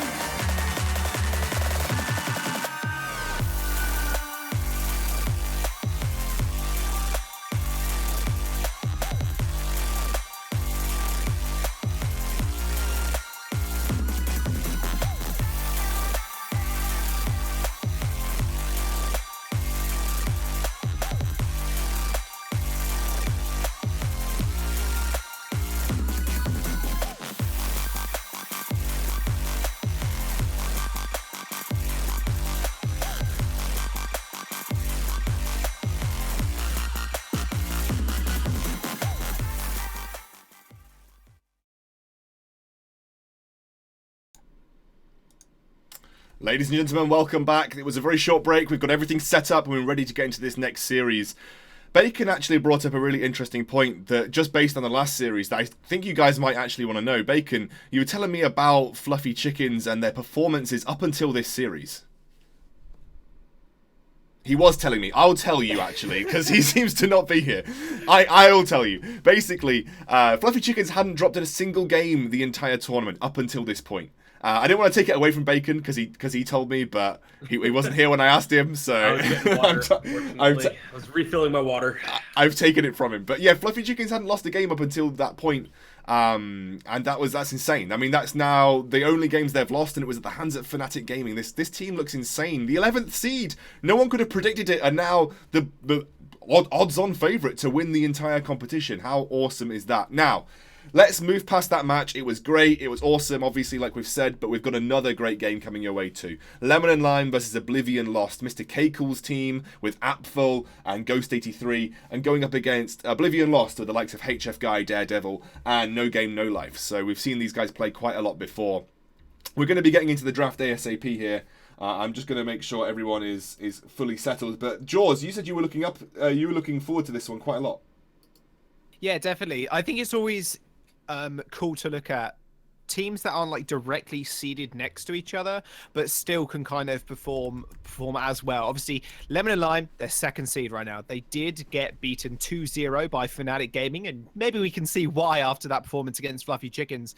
And Oblivion lost. They are fifth seed right now as well, so not the furthest apart game and not the closest game either. So you would kind of hedge your bets towards Lemon and Lime right now, just going on kind of seeding. But we've kind of seen already what seeding really means, and sometimes you can pull wins out of the bag. Fnatic Gaming, obviously 11th seeds coming into this, and we're just going to jump straight into pick and ban phase apparently, as we do have Lemon and Lime over on the blue side, and they will be banning away first. Yeah, I got do you know what, guys? I haven't made any super big mistakes yet, so touch wood. I'm doing okay today. I'm doing all right. I'm actually quite proud of myself.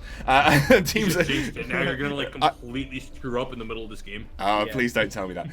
The camera work could be better. I'll say that. But yeah, I mean, we're Lemon and Lime. They are going to have the A side. They are top of the bracket in terms of their individual brackets, so they do get that A side first. Going to get the Glaive banned away here, so they're going to take that off the table. And you would imagine that Oblivion Lost don't ban Lyra or Adagio here, because again, it's like we were saying yesterday, it's kind of a pick your poison moment, and they're going to ban the Vox. So actually, Mr. Kcool, who's had excellent performances on Vox, isn't going to get his hands on that particular hero. And now we look, it's going to be Adagio prioritized by Lemon and Lime here over that Lyra. I mean, yeah, I think it's rightfully so that they do prioritize the Adagio, because I think it works better in the two roles, even though Lyra is just incredible against like all-in compositions, but kind of banning away the glaive then instantly picking the Adagio here is definitely the right move. And we can imagine that Lost are going to take the Lyra here, and they do end up locking it in. So I think that's the correct move in that sense, because again, as well, the Versa Judgment just does so much work, and we've seen what it does in the laning phase as well. I actually have my personal opinion on this. I actually think it's a very personal decision for a team to take whether they want the Lyra or the Adagio, because like you said, it works in what you want to build for a composition. And now Baker made a really good point that actually sometimes it's safer to pick up the Adagio because it's just easier to execute in almost every way. The Adagio is just easier to execute than the Lyra. And Lemon and Lime, they're going to go along that path, but they're going to have to play up against a Baron. And a Baron Lyra, it makes it very difficult to formulate a composition because you want to pick some all-in, but against a Lyra, that's hard to pull off. So it's that's a pretty solid draft coming out from Oblivion Lost here, Bacon. Yeah, very late game looking draft though, and that could be a concern. Is once that Baron comes out, I'm not a huge fan picking up Baron early because it just instantly tells your opponents, hey, pick something super strong early game and you can completely shut us down. The Black Feather, I don't feel like fits that necessarily, but with the Arden pickup, it's very likely going to end up being a lane Adagio. Something that Europe really does like is that CP lane Adagio. In fact, I had a tweet from Dark Potato. I don't know if you saw it, Bacon. It said, I was discussing this cruel issue on my Twitter, and one of the comments was talking about how cruel, it helps make CP laners good, and someone said, well, there are no good CP laners, but power laners are just better. And I remember Dark Potato said, CP Adagio greater than all weapon power laners. So, a lot of European pros are definitely in that boat of CP Adagio in the lane is really, really strong. Going to be a Rona locked in, though, for Oblivion Lost. Damn, that is scary. So scary that I'm actually going to have to hide under my covers and pass it over to my brave casters of Jaws and Bacon. I mean, this is a brave composition, and we've seen it multiple times where we've the Baron has kind of come into the mix, come into the game, and he's performed, amazing in the laning phase. And then as soon as they kind of break that first turret, then he just kind of pops off and just doesn't know where to stop and just like 2-3 hitting people. But then we've also seen the opposite where he is just getting jumped on 24/7 and ends up dying. But we'll see what goes down, because Ghost has picked up the Arden, and something I really like seeing as well, and maybe that's just kind of going to mitigate this Lyra pick here, Tasty. And we'll have to see how they can make it work. Obviously, the Ardent helps a team get in and out of a fight with that Vanguard, depending on how it's used. Gauntlet can do some good work at locking down, at least until No Game No Life hits level 8 and has an overdriven jump jets. He can jump right through the Gauntlet at that point. But before then, it can be used to help shut down this Baron, lock up his mobility. And again, Baron takes so long to get online. We typically don't see a Baron really hit their stride until like 14, 15 minutes into a game. Yeah, and I think that's going to be... Do you think that's going to be kind of the main worry here? That he's going to take a long time to kind of get there? Because from what I can see, obviously he's going to have quite a lot of adequate protection in the form of the Rona, and obviously HF Guy on the Lyra here, just being able to kind of sustain him through the lane. Already Apfel eating a ton of damage, having to get back. He is an Adagio, so he will be able to heal himself up, but not an ideal situation. You don't really want to be using that Gift of Fire on yourself, because then it's a lot tougher to get the energy back, because you're typically not going to be hitting opponents with the Gift of Fire as well. Yeah, definitely. But still, being able to just kind of sustain up is also important. The poke from the Lyra, as we saw last game, can be quite frustrating to deal with. Although against Arden, not so much, because he just kind of sits there, tanks it up, no issue, and then just kind of goes back to doing what he's doing, which is not too much in the start of the game. Obviously, he has got the Vanguard now as well, so we'll be able to protect our Apfel if he needs to. But other than that, I think it's going to be quite a slow start. Yeah, that's exactly what I expect as well. A lot of farming to come out. Both Blackfeather and Baron and Rona, and to an extent even Adagio, both really want to wait until they have quite a bit underneath their portraits in terms of itemization before they're going to be looking to go all in on a fight. Lyra is really one of the few that is okay with just kind of fighting early on, because she has that sigil to heal up, has a lot of harassment with her heroic perk, but Thus far, everyone seems to be pretty content with just casually farming up the lane and jungle. CS numbers pretty even. Oh yeah, pretty even, pretty slow, but hey, they're going to get to late game and it's going to be some explosive team fights. So we've got that to look forward to, which is nice. HF guy though, will he build damage Tasty? Because I mentioned to Excander earlier, I love Lyra and I love damage Lyra. Even if I do play captain, I will build a damaging item because, you know, harassment helps and that's what I'm doing for my team. Not only healing them, but I'm also harassing my enemies down so they can't engage on me. So do you reckon he's going to kind of go full defense here, or do you think there's kind of wiggle room to kind of go a little bit of damage as well? I would expect it to be full defense, you know, the standard captain type build. Although we have seen in the Vainglory 8, I think one of my favorite Lyra builds was actually, it was Wrecked built a Storm Crown first item, and they just used that to shove in the lane incredibly hard. I think that was one of my favorite variants. I wouldn't mind seeing that with a Baron pick, because Baron naturally pushes waves pretty effectively, but already you can see Apfel able to get a bit of damage down now that he's got level 2 in his buff. Oh yes, he's going to be sustaining up quite nicely as well as the jungle does intensify. And with that Storm Crown build, actually, you were mentioning obviously it being quite effective at pushing in the lanes. It also absolutely obliterated the Kraken and the Gold Miners. So I'm pretty sure they had 2 Storm Crowns in that game, and there was just nothing left of the neutral objectives whatsoever because they ran to them in a couple of seconds. They were half HP, and then they got instantly taken. So, I mean, maybe there's room for that in this game.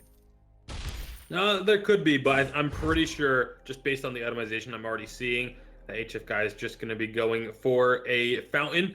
And yep, there it is. Fountain finished off. No hope for me. Oh, Mr. Cool, what are you doing up here? Hello.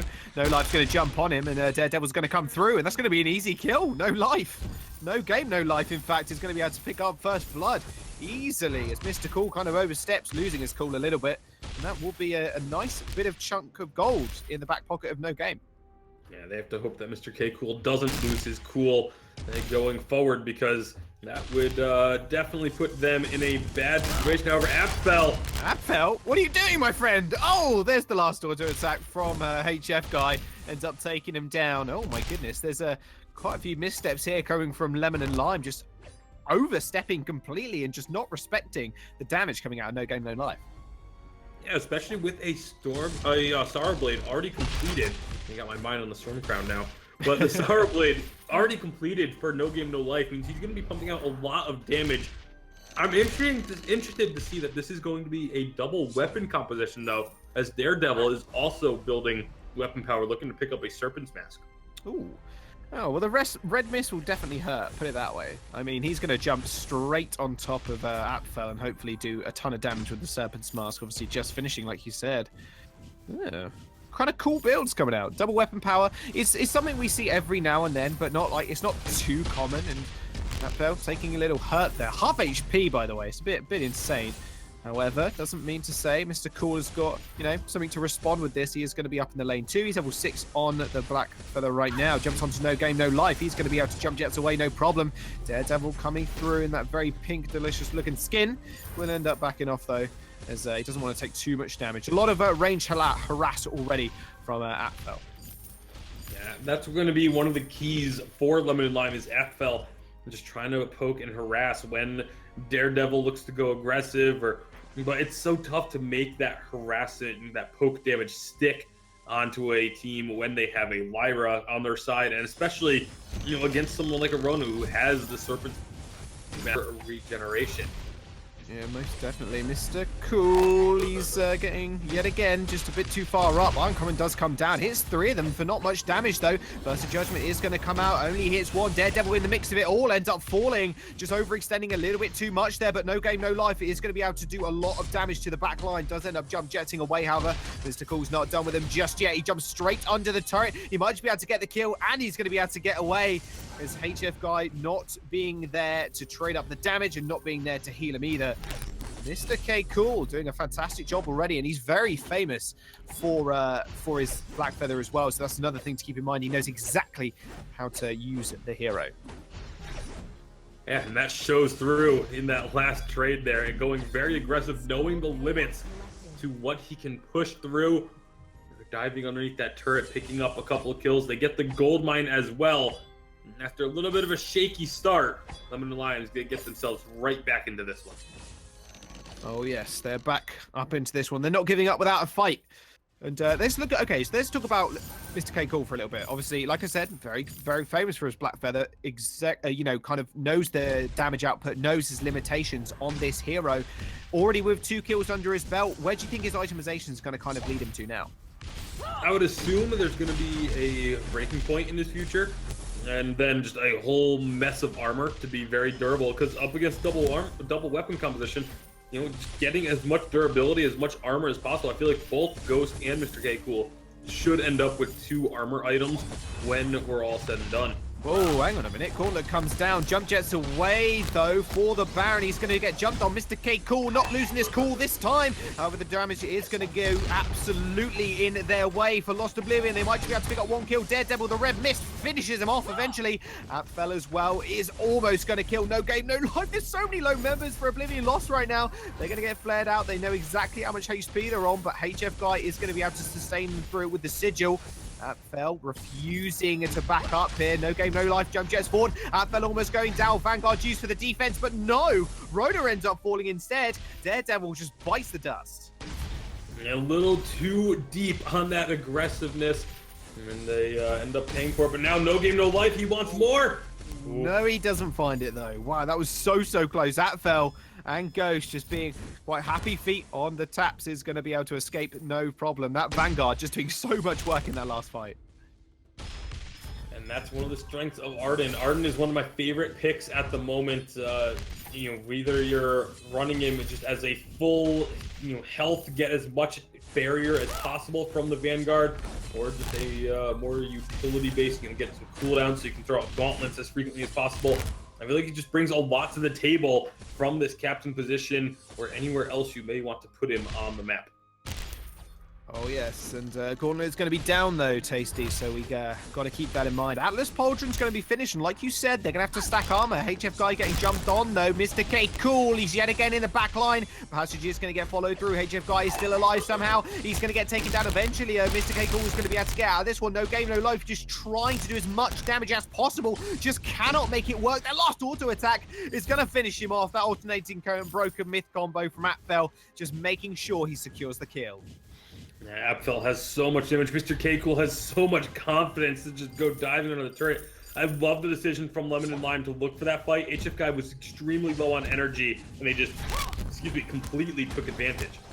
Yeah, Red Mist comes through, but not going to be enough. Lost Oblivion, they lose the first turret of the game. HF Guy is there to be, just use the bright bulwark and the Sigil just to make sure Daredevil escapes. And with that, he's being very daring this game, I must say, Tasty. Sorry, earbud popped out. That's all right. I was like, I said Daredevil's being very daring this game, you could say. Oh, absolutely. I mean, he's really kind of trying to be the front line for the team, but doesn't quite have the durability to do so. Jumping on in. I don't know about that. 3-man Red Mist and no game, no life. He's going to have to dodge around this Gauntlet that's going down. Daredevil just kind of surrounded now at this point. Ghost is going to follow up. That's going to be some big damage from Mr. McKay Cool. Passage used as well. Coming through from HS Guy. Nice sidestep of the damage, but he's not long for this world. Everybody jumps on him. He ends up going down. Mr. K Cool looking pretty hot right now. One more auto will do it, but he doesn't end up falling. No game, no life. He got that early kill, but yet again, Lemon and Lime, they're finding ways to come back in this game. And again, Lemon and Lime, their composition just turns on a bit earlier than the composition of Oblivion Lost. No Game No Life has that third offensive item, so can really start putting out a lot of damage now. Still kind of wants to get a little bit further in the build, a little bit more defense maybe necessary. Normally as a Baron, you can stay pretty safe with your jump jets easily, but not against Mr. K Cool and his Black Feather. He's just going so aggressively deep into the fights. Daredevil, I feel like also just doesn't have the damage to be making the plays that he's trying to make. Like he's going in super aggressively onto all 3 members, throwing down that red mist. If he has a breaking point, then it works out. He gets a ton of stacks while in there, but had to prioritize the defense first. As a result, the offense is a bit lacking.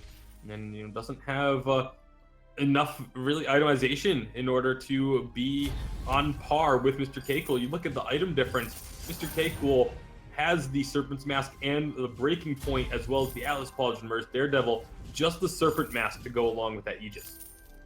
Yeah, not too much follow-up coming through from him. Obviously, we did see him a minute ago just jumping in, 3-man red mist. That's a lot of damage, but the problem is easily turned around. As soon as Mr. K-Cool, man, as soon as he jumps in, the party's about to begin. What does the K stand for anyway? Mr. K, is that like his first name? Mr. K-Cool, or is it just like K-Cool is like one word? That's the real question. That's the real questions right there. We'll have to ask him at the end of the game. But regardless of that, I mean, no game, no life. He's getting to that point now in the game. He's got the Sorrow Blade. He's got the Breaking Point. He's got Monocle as well, Tasty. So do you think this is kind of where they need to look for this fight? Because having those 3 items, you just do so much splash damage. But I just see the problem, which has been kind of haunting them for the last couple of fights, is they cannot be stationary enough for him to kind of lay down this oppressive kind of AoE damage, because Mr. K-Cool and Ghost are just, their ability to get on top of one target is just so strong. Yeah, and Apfel has just been able to stay relatively safe on the back line, just pumping out damage, using either Mr. K-Cool or Ghost in order to deliver the Gift of Fire to his opponents, and then buffing up either himself or Mr. K-Cool and just melting through targets as a result. So it's definitely been a tough one thus far for Oblivion Lost. Lemon and Lime looking for a little bit more, but Mr. K-Cool's nowhere with them. This is all just harassment.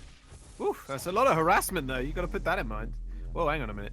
He's prancing and dancing around. Daredevil does not want to engage just yet. However, Mr. K-Cool does, in fact. He's going to rush in there. The Bright Bulwark is going to be down. That's a big disengage tool being used there from HF Guy. He's, I don't think he's got any cooldown in his kit whatsoever. No, so that's going to be on a solid 15 seconds. However, does look like Lemon and Lime are going to want to back off. They're going to go for the gold mine here. Just taking this a bit more slow and methodical now, Tasty. Well, it also just makes sense to grab the gold payout right now, right before Kraken spawns. Last gold payout of the game. We're going to manage to steal away that Treant as well, just for a little insult to injury. And now Kraken is on the fold. We'll see if Lemon and Lime try and set up for this objective. HF Guy needs to be a little bit careful. He was walking pretty far forward for being on his own, just trying to get this vision down. Just to make sure he doesn't overstep. Looks like he's going to be okay for now. Lemon and Lime, they have the dominant position on the map. They have this center control.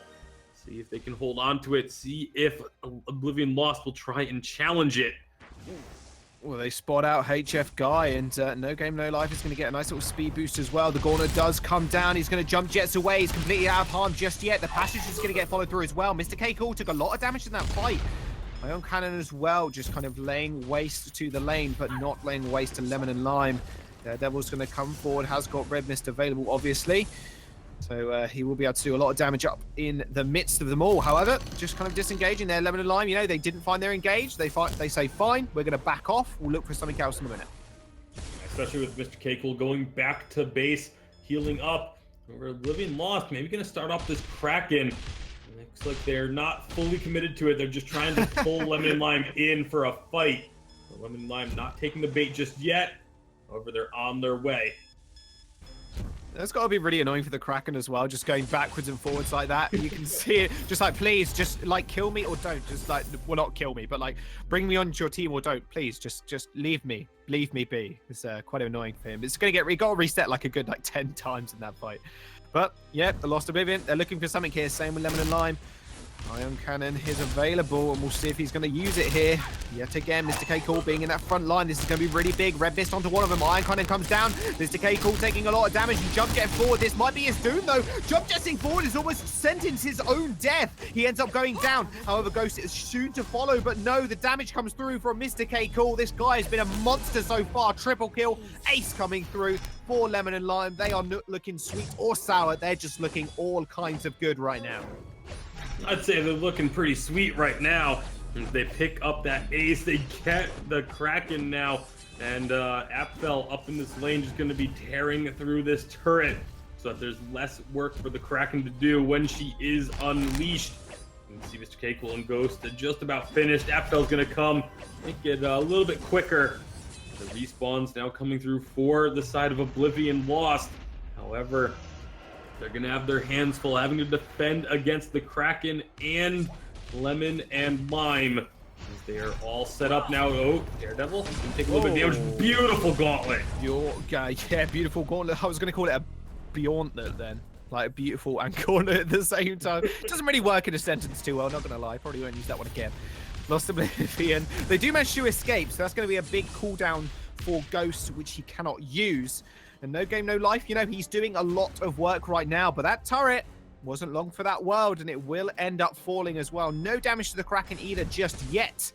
As Lost Oblivion looking to make their final stand. Tasty, I'm gonna be honest. I think this can go only one way.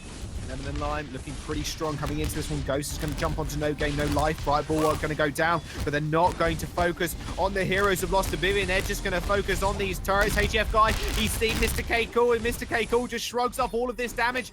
Arden is going to be able to get taken out by the Baron, but Mr. K Cool is trying to just backdoor this entire fight, backdoor this entire game, but double kill comes through. No game, no life is going to be able to pick him up. Kraken is going to be next on the menu, and F is going to go down eventually. Triple kill, but the oh my god, is it going to work? Iron Cannon as well. One more hit from the Baron. Oh my goodness, that was close. I was about to eat my own words. One more hit from the Kraken would have done it, but no, they survived with an inch of their lives remaining. That was incredibly close. Apfel nearly able to delay them just enough to get the victory, but it will be at least a little bit longer for Oblivion Lost in game number 1. They are going to be just, I mean, their backs are against the wall right now in this game. Thankfully, it is best of 3 and it's only game 1 for them. But this is not looking good. The fights have been pretty unanimously in favor of Lemon and Lime thus far. There's a lot more armor coming out. You can see double armor for Ghost and Mr. K Cool, and a metal jacket for Apfel. It's going to be so tough for Daredevil and No Game No Life to just get this damage to stick onto members of Lemon and Lime. And Lime sneaking through. Lots of vision was put down by HF Guy just so that they can't try and backdoor 2 members that can get over the wall if they so desired. So immediately Oblivion Lost starting to back off, but oh man. Find them. They find them. Oh. They found him. Gauntlet goes down. No game, no life, though. Not really caught up with it just yet. Iron Cannon is going to be used. Not doing an all lot of too much. K-Call is in the front line yet again. No Lego life. He's going to have to jump away once more, but will he be able to pick up the kill? No, there's just too much sustain from OK. Oh, my goodness. K-Cool is an absolute baller on this Black Feather. It's close enough. We're almost there. You guys know what I want. Ace comes through. Lemon and Lime versus Judgment just to clear the way. That will be it. Game number 1 going over to Lemon and Lime. My goodness, what a fantastic game. I knew this was going to be one to watch, and they really proved that. Mr. K Cool, though, we can see why he's famous for this Black Feather. Yeah, Lemon and Lime really coming back strong after their defeat yesterday. It's always one of the big concerns I have for these teams that make it so deep through the winner's bracket when they do get knocked down to the loser's bracket, how they will respond to that defeat. Lemon and Lime coming out swinging and picking up the victory in game number 1.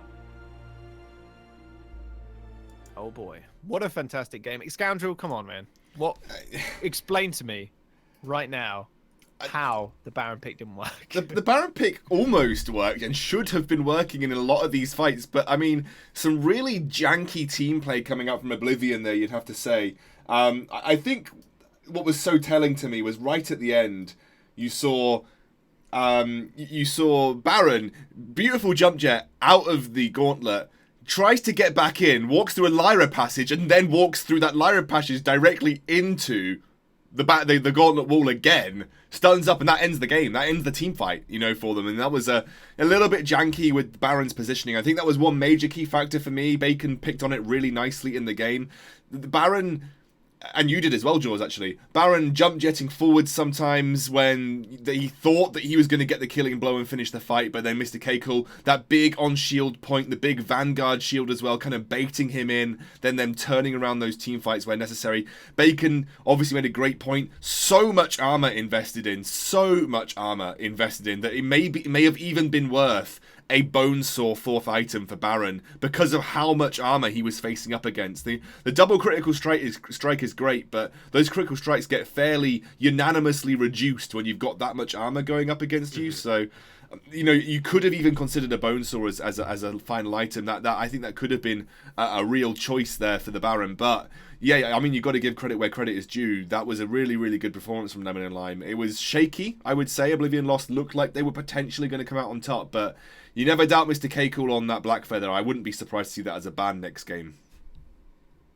Yeah, it just seems so strong, and his ability to kind of stick on the back line as well was just so important. And I know I said it during some of those fights.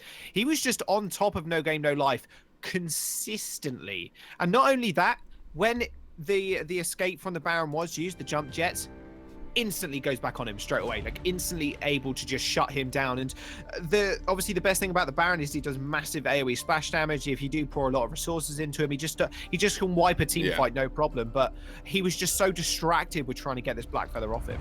Yeah, and also the Rona wasn't providing much threat at that point in time as well. I mean, it really also the Atlas Pauldrons, because of how easy it was for Black Feather to stick to the Baron. You always had a good Atlas Pauldron situation, you know, turning out as well. So I just think you played that really well there for Lemon and Lime. It's going to be the Glaive ban here by Oblivion Lost. Lemon and Lime now looking to respond with a ban of their own. They're going to ban the Baron. This is actually something I think they did previously, because they did struggle against the Baron as well, I believe, yesterday. Baker might have to confirm this for me. I believe they struggled against the Baron, and I think it was against the team they played up against yesterday. So they definitely look like they want to get that off the table, but they're going to see an Adagio locked in on the opposite side. Oblivion Lost are going to take that one straight away, meaning that the Lyra is open for Lemon and Lime should they want it. Pretty glad to see the Adagio get picked up, taking that away from Apfel, making sure that he can't kind of run wild on the back lines once again. Fortress going to be the answer, though, and this has been, again, very frequently we see Fortress be the answer to a Adagio. Yeah, time and time again, and even preemptively picked as an answer to Adagio, like we have seen as well. Vox for Mr. Keiko was banned previously, gets locked in now. You imagine that's going to be for Mr. Keiko anyway. Obviously, it could be for Apfel, but Apfel and Mr. Keiko change positions in jungle and lane so often, depending on the heroes that get picked. And traditionally, we have seen Mr. Keiko take the Vox. It's going to be an Arden, so it will be also a, you imagine, lane Adagio here coming out from Oblivion Lost. Now looking to see what they respond with for their final pick in the jungle.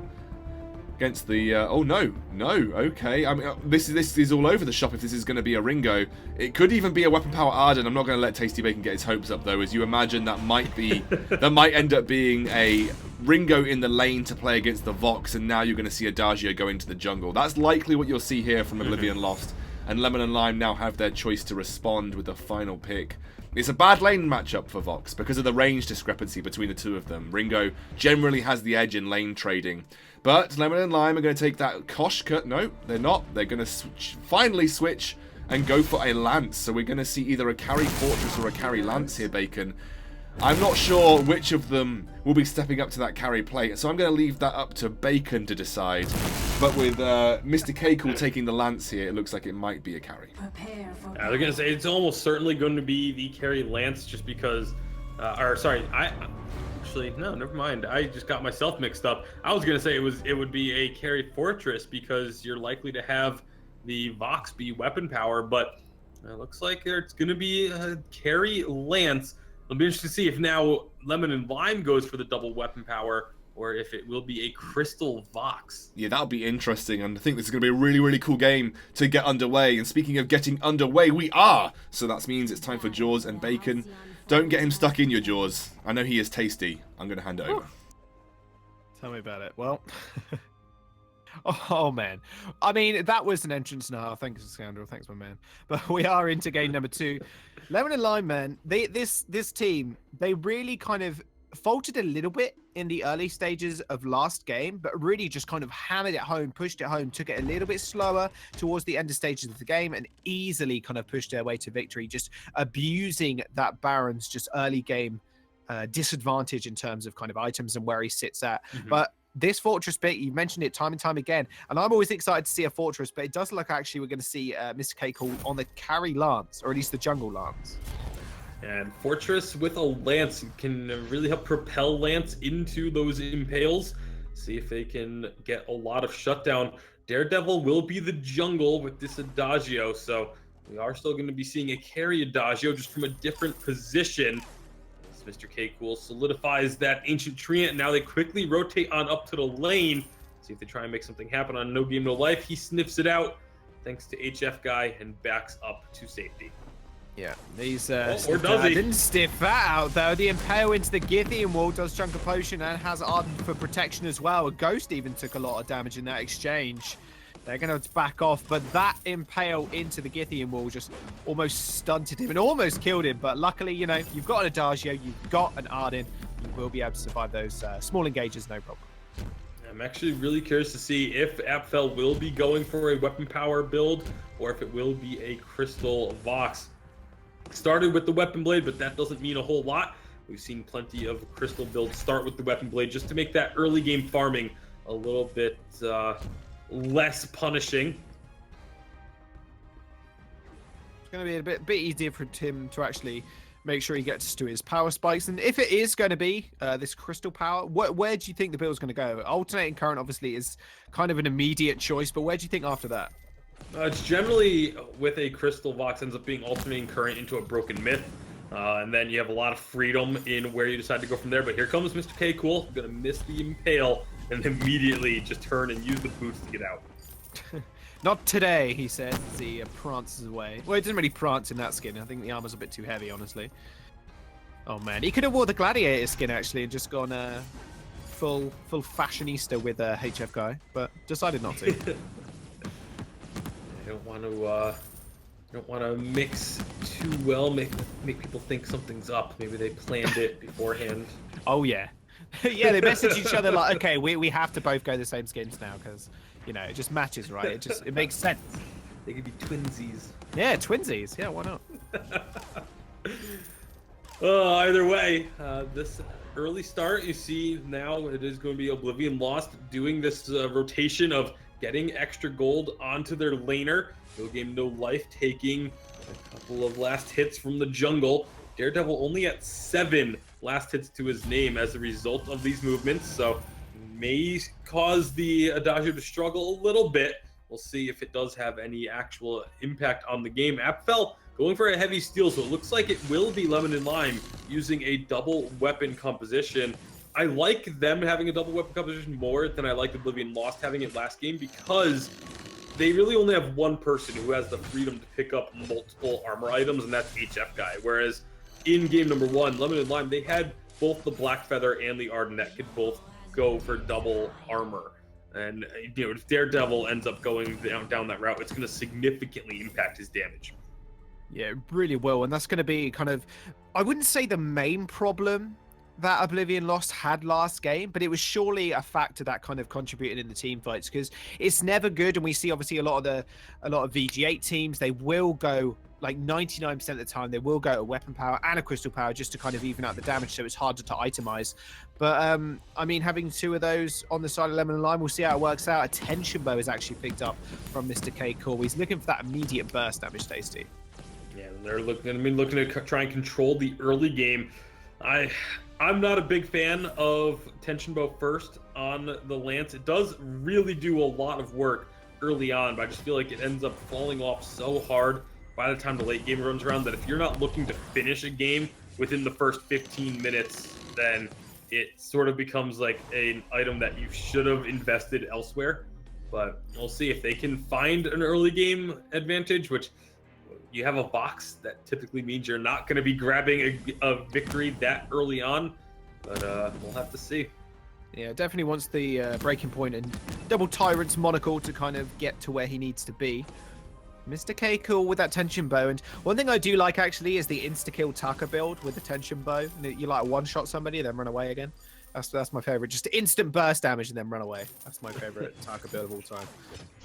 HF Guy taking a little bit of poke damage, but other than that, not really much happening at all. A bit of more of a slow game now. Both these teams they've kind of grasped their opponents. They know exactly Well, maybe not exactly, but they kind of know their limits and know where kind of Lemon and Lime and Oblivion lost. You know, we know they kind of go aggressive at this point. We want to respect them a little bit more coming into this, which is also really important as well. You cannot. You can never kind of overestimate or underestimate your opponent, especially when it comes to these lower seed teams. Obviously, being 2 seeds lower, not too big of a deal, but Oblivion lost, you know, maybe you could say they're the underdogs. You don't want to underestimate the power of the underdog, basically. Yeah, not at all. Mr. K Cool on this Lance. He actually has a crystal bit now. Is he just going to go for a full-on hit build? Or is he just going to be looking to, you know, have that tension bow for the early farming and then go into a crystal route? Crystal on the Lance doesn't really increase his damage much at all, but it makes his utility massive. It increases the duration of his roots and his stuns and can do a lot of work that way. Full burst Lance is what I want to see, Tasty. I'll be disappointed if we don't, put it that way.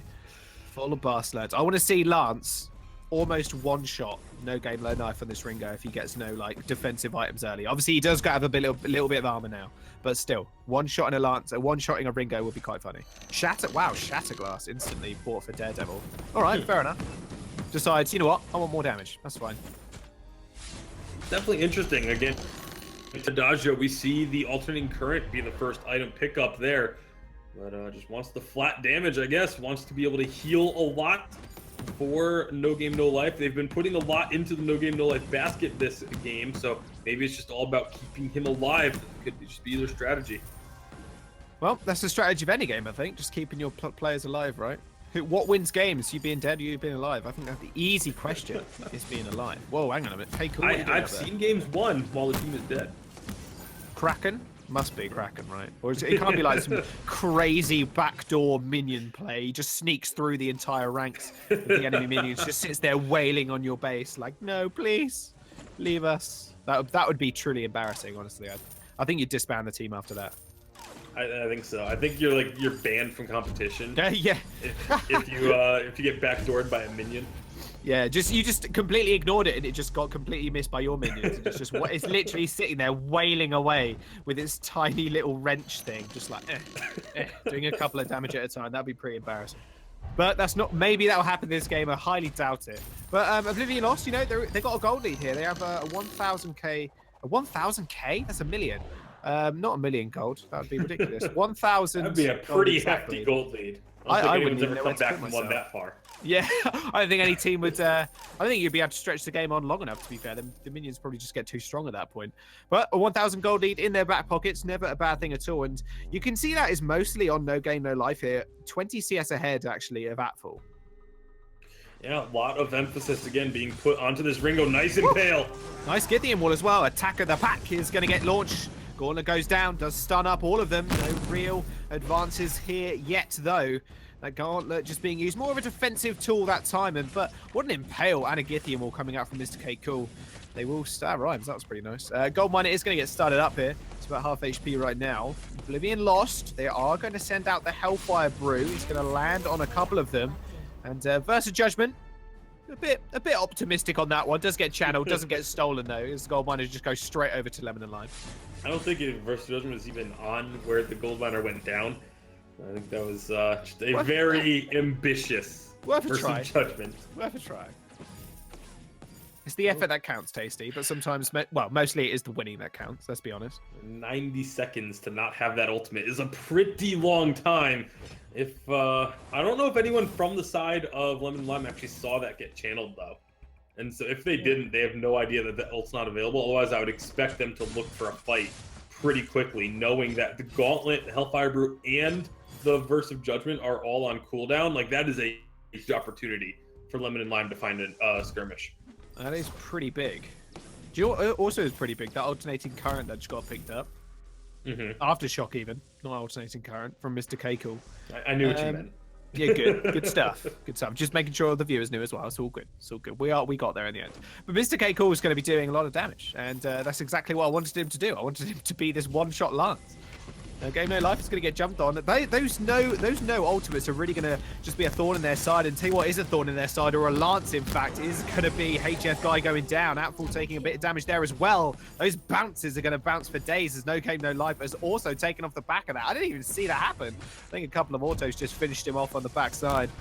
Atful is doing a fair bit of damage at this point. Mr. K. Cool is going to jump forward, has got Impale and the Githian wall available. Nice sidesteps, but I'm not sure it's going to be enough. No, it is not. Atful is going to be able to secure that kill. No ace buff, though, importantly, but still, 1 turret, 3 kills. That's a lot of money in the bank.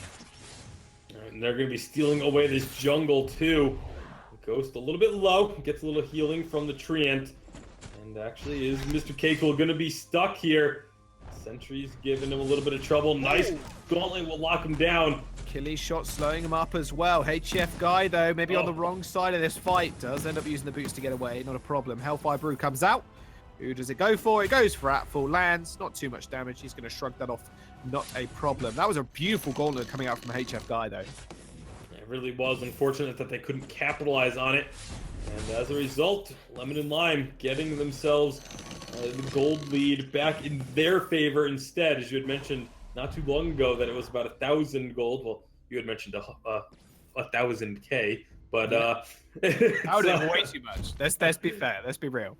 But it is now about a 3K gold lead in favor of Lemon and Lime as they set up 12 minutes in, looking pretty strong. This on-hit Lance doing a good amount of burst when they do go in.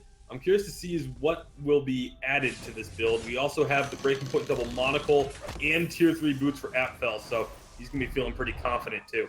Yeah, definitely. That's this point where you want to be with the infusion to boot as well. Nice Impale onto HF Guy. Githian wall as well is going to get blocked. Attack of the Pack as well is going to run down, but no, Versus Judgment is kind of just going to get blocked here. Oh no, Ringo's locked up. He's going to have to back off of this fight very, very quickly, trying to stutter step, but not stuttering enough.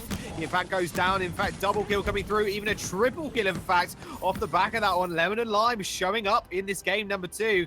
Ace comes through, and that will be possibly another turret. It should be a turret and a gold mine going down for Lemon and Lime. Apfel just making sure these minions don't get close to his ace buff minions, and then finishing off that turret, or letting them finish off the turret.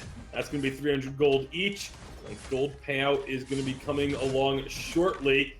It takes them a little bit of time there. 263 gold each from there, so a little over 500 gold for each member of Lemon and Lime off the heels of that ace.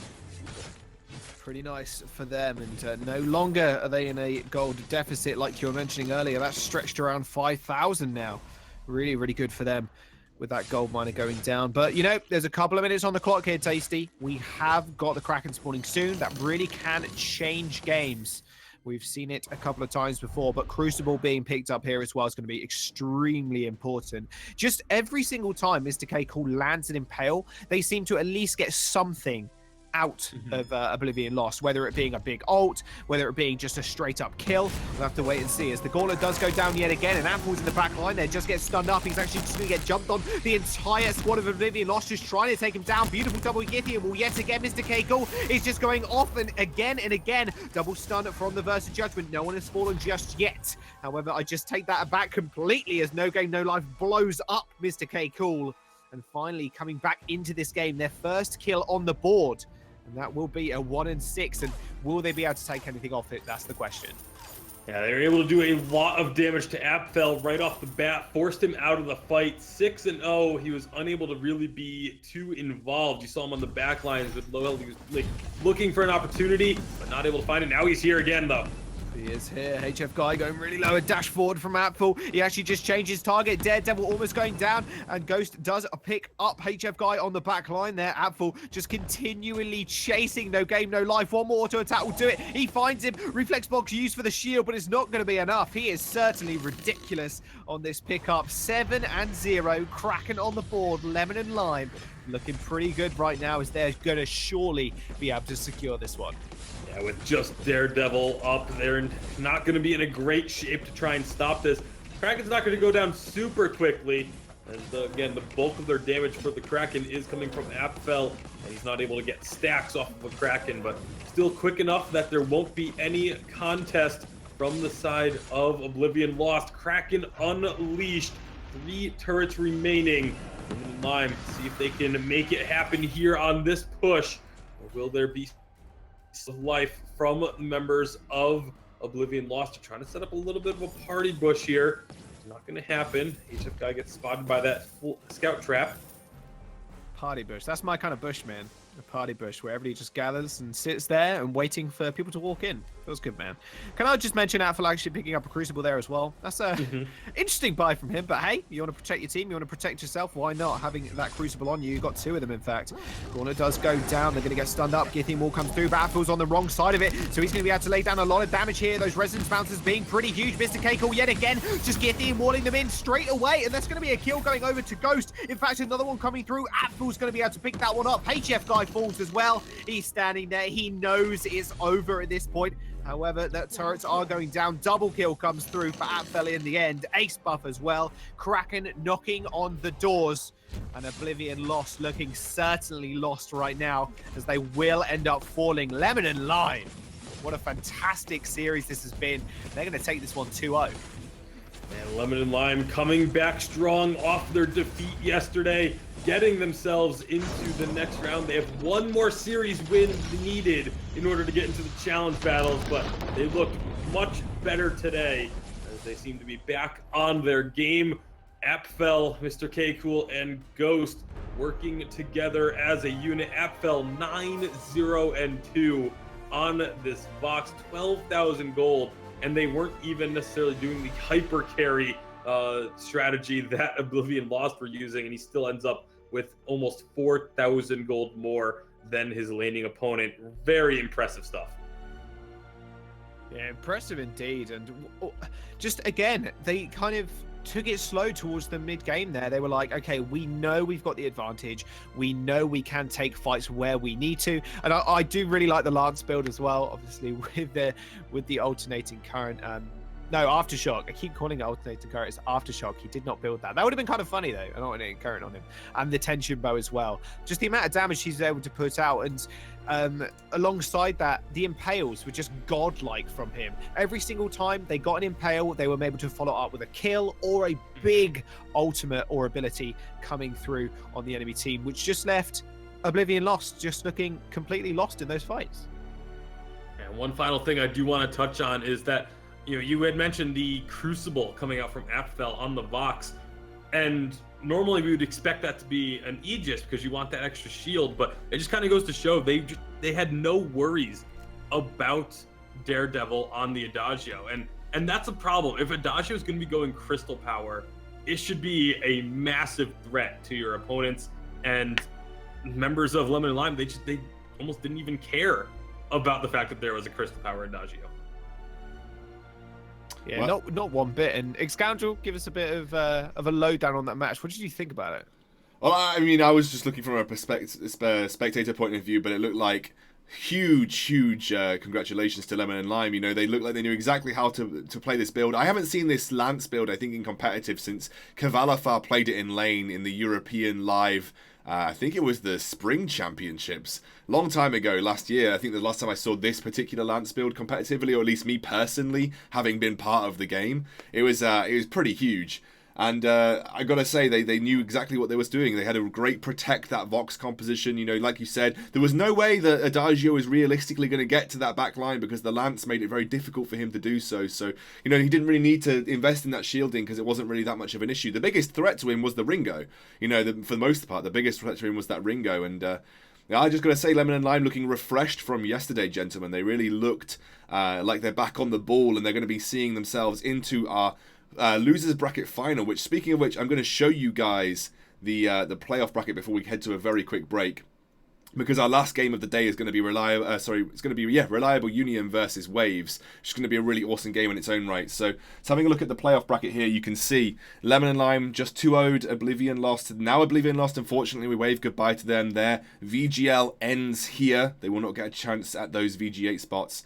and it's actually going to be now Lemon and Lime playing the winner of Reliable Union and Waves. The winner of that game, which will be played next Tuesday, will guarantee themselves a VG8 Challenger spot. So Lemon and Lime are just one best of 3 series away from getting a shot at another chance to make it into the Vainglory 8. So really, really big news for them. But obviously Waves and Reliable Union will be their opponents, and both of those teams will be hungry for that win as well. We are going to cut to a very, very short break, but when we are back, we will be having Reliable Union versus Waves. Will be 5 minutes, and we're into that game. We're going to get things set up for you guys. It's going to be really, really good. Last game of the night as well. We're going to have 3 games in total tonight, 3 games next Tuesday, and those 3 games next Tuesday are the ones that you will want to watch, because they'll be those game deciding and tournament deciding matches. So guys, we'll be back very shortly. See you soon.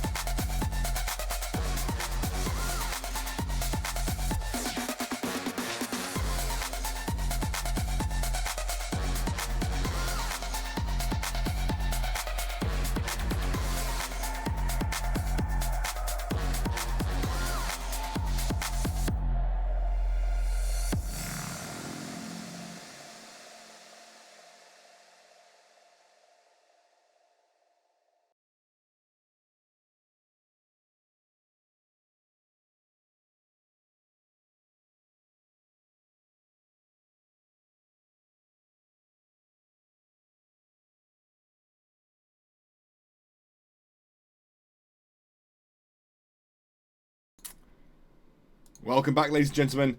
Globby just sorted. I'm ready to get going. I'm just going to hand it over to Jaws and Tasty Bacon while I quickly just sort out the overlay there. You can see it's still the wrong match. Only just got Lobby sorted, so just didn't quite have quite enough time to update that. Jaws and Tasty Bacon, though, we're going to have Waves going up against Reliable Union. So it's going to be a really, really good game here. Waves actually coming on the bottom side of the bracket in that losers bracket. It's Seed 3 versus Seed 4. This couldn't be closer.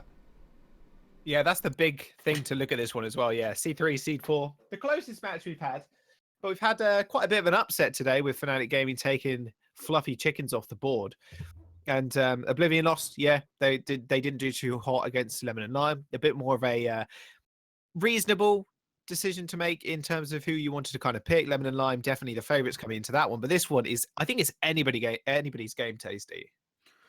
I definitely think so. I feel like there is a little bit of advantage towards Waves in terms of picking who's an underdog versus a favorite, just because they have the more established names. Sasiska and Bongaboo both having experience at the top level of Vainglory play. Sasiska, of course, also being at multiple live championships as well.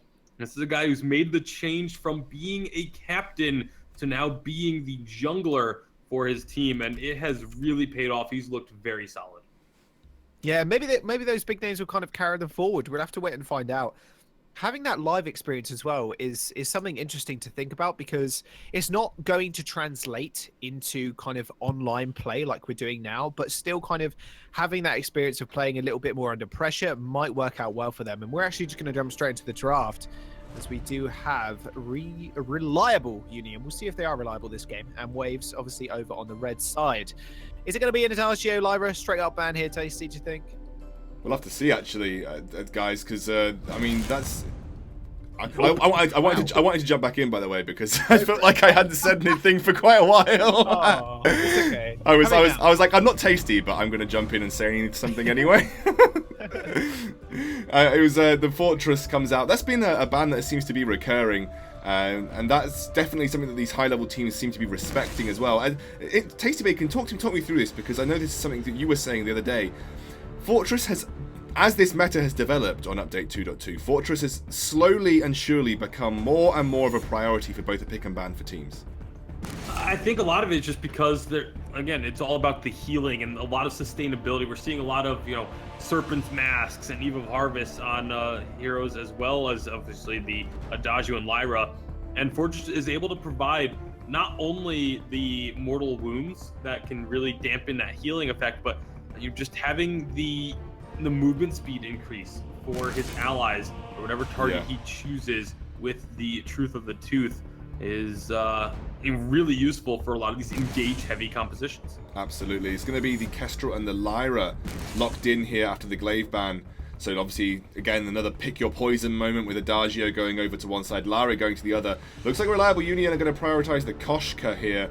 And EU hasn't had the same level of success as we've seen North America have with this particular hero, and Ringo is going to be the final pick here. So Likodadov and Rikumeza and Axel, they've got their composition locked in here, and now we're waiting for Bongwabu to round this out. Looks like he's going to lock in the sword though, and that's me done. I'm done. See you later. Guys, going to hand it over to you both. You can take this one. He's got nothing more to say. The saw being picked. Wow, I was hoping to get his opinions on the saw. Oh, we can have mine. It's looking all right. There you go. That's it. Take it away, Taste. Give me your opinions now. Phenomenal insight. Thank you very much for that one. But Sasiska on the saw. Could this be a jungle saw that we're going to see? Yes. I don't know. It very well could be, but if it is in the jungle, I also wonder if it's looking like it. Maybe not. You were like, it's looking. Maybe. I assume it is actually going to end up being a crystal saw. We've actually been talking about this a lot recently. In that, where did Crystal Saw go? It used to be all over the place, was super prominent, was a very strong pick. The amount of burst that comes out of the roadie run is just massive. And it kind of just faded away into obscurity, but this could be Sasiska looking to bring it back. Yeah, wow. That is not something I've ever seen. I don't think I've seen a Crystal Saw in VG8 so far. So Sasiska... Actually, have I even seen a Saw in VG8? I think I've seen... There was one. Yeah, one. There was one pick. One saw pick. It did not win. Yeah. Well, which seems to see so can make this work. I mean, Crystal makes sense because you've got this Kestrel pick, obviously looking to go this weapon power already. I mean, surely that's the route he's going to go for. He has got Crystal Bit, but he's also obviously got the little bit of weapon power as well. It's any man's call right now, I think, Tasty, but it would be interesting definitely to see the Crystal Power. I'm pretty sure the Weapon Blade is just there for the early game farming, as he makes a very quick return to base to pick up some boots. Obviously, one of the large issues Saw has is his movement speed. It's unbelievably slow. That's got to be the funniest skin as well for Saw, by the way. Summer Party. Yeah. Saw.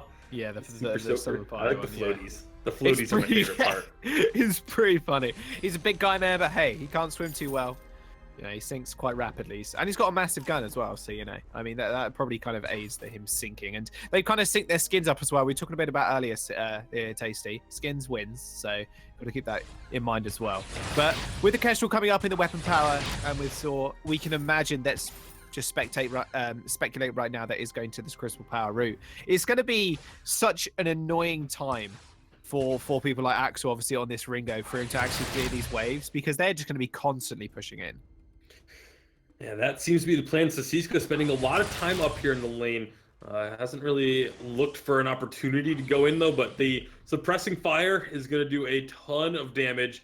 And of course, once the roadie run starts coming out, it can just chunk people. We've seen some of truly absurd numbers come out of that roadie run on the CP saws. Oh yeah, and coming up against someone like a Koshka as well, she's going to pretty much explode. He's going to run towards her, no problemo, and then be able to just take her out. With that, he jumps into his little paddling pool. Also, really cool recalls as well. This is one of the best recalls in the game. 100%. Little paddling pool. 10 out of 10. The only thing that could have complemented their team more would have been a Finn, and that's only going by skins, by the way. Just the Summer Party Finn one. Mm-hmm. Or a Krull. You can pick up or a Krull. Yeah. That's true. Everyone builds Krull super tanky anyway, so just make it a captain. Yeah, why not? Just go full... Oh, pause. All right. Well, we can talk about skins more. They can go full Summer Pie. Why not?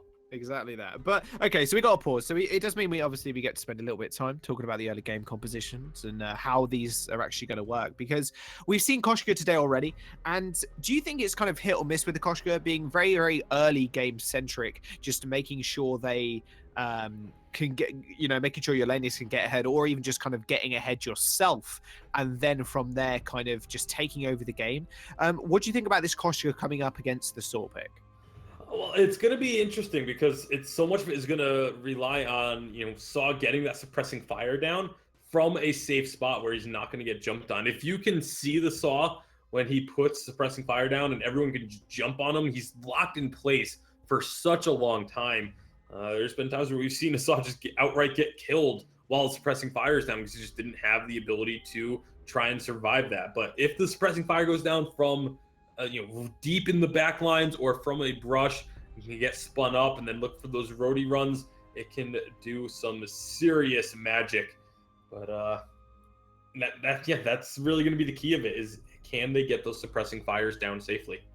Yeah, and speaking of kind of being on the back line and making sure you can get those down, we do have Alex Magic on the Lyra, which just opens you up to being able to do that. The Bright Bulwark is such a fantastic ability, especially when it's in terms of stopping engagers like Koshka, for example, getting onto your back line. So realistically, maybe we see Sosiska run in, suppressing fire, and then Alex Magic just stands there, Bright Bulwarks down, stopping Raikou coming into him at all, and then they just obliterate the whole team. I think that's a perfect scenario for it to happen. We'll have to see if it does come out. But what do you think of that kind of protection for Sosiska? Oh, it can definitely work. And then you've also got Bongbu with the Kestrel, can drop an active camo field right in front of the suppressing fire Saw, so that if the Koshka does try and jump onto him, just immediately get that big stun off. There's a couple of different ways they can get this set up, and so for me, it's just going to be really fun to watch and see. I'm curious as to where the build path is going to go for the Saw, what items exactly are going to be picked up. We often end up seeing Shatterglass, Broken Myth. I'm curious to see maybe an alternating current. It's not a common pickup on a CP Saw, but I have seen it before. There's a lot of different options. It's really just all about how you actually want to play, and I think partially also how the game is playing out as well.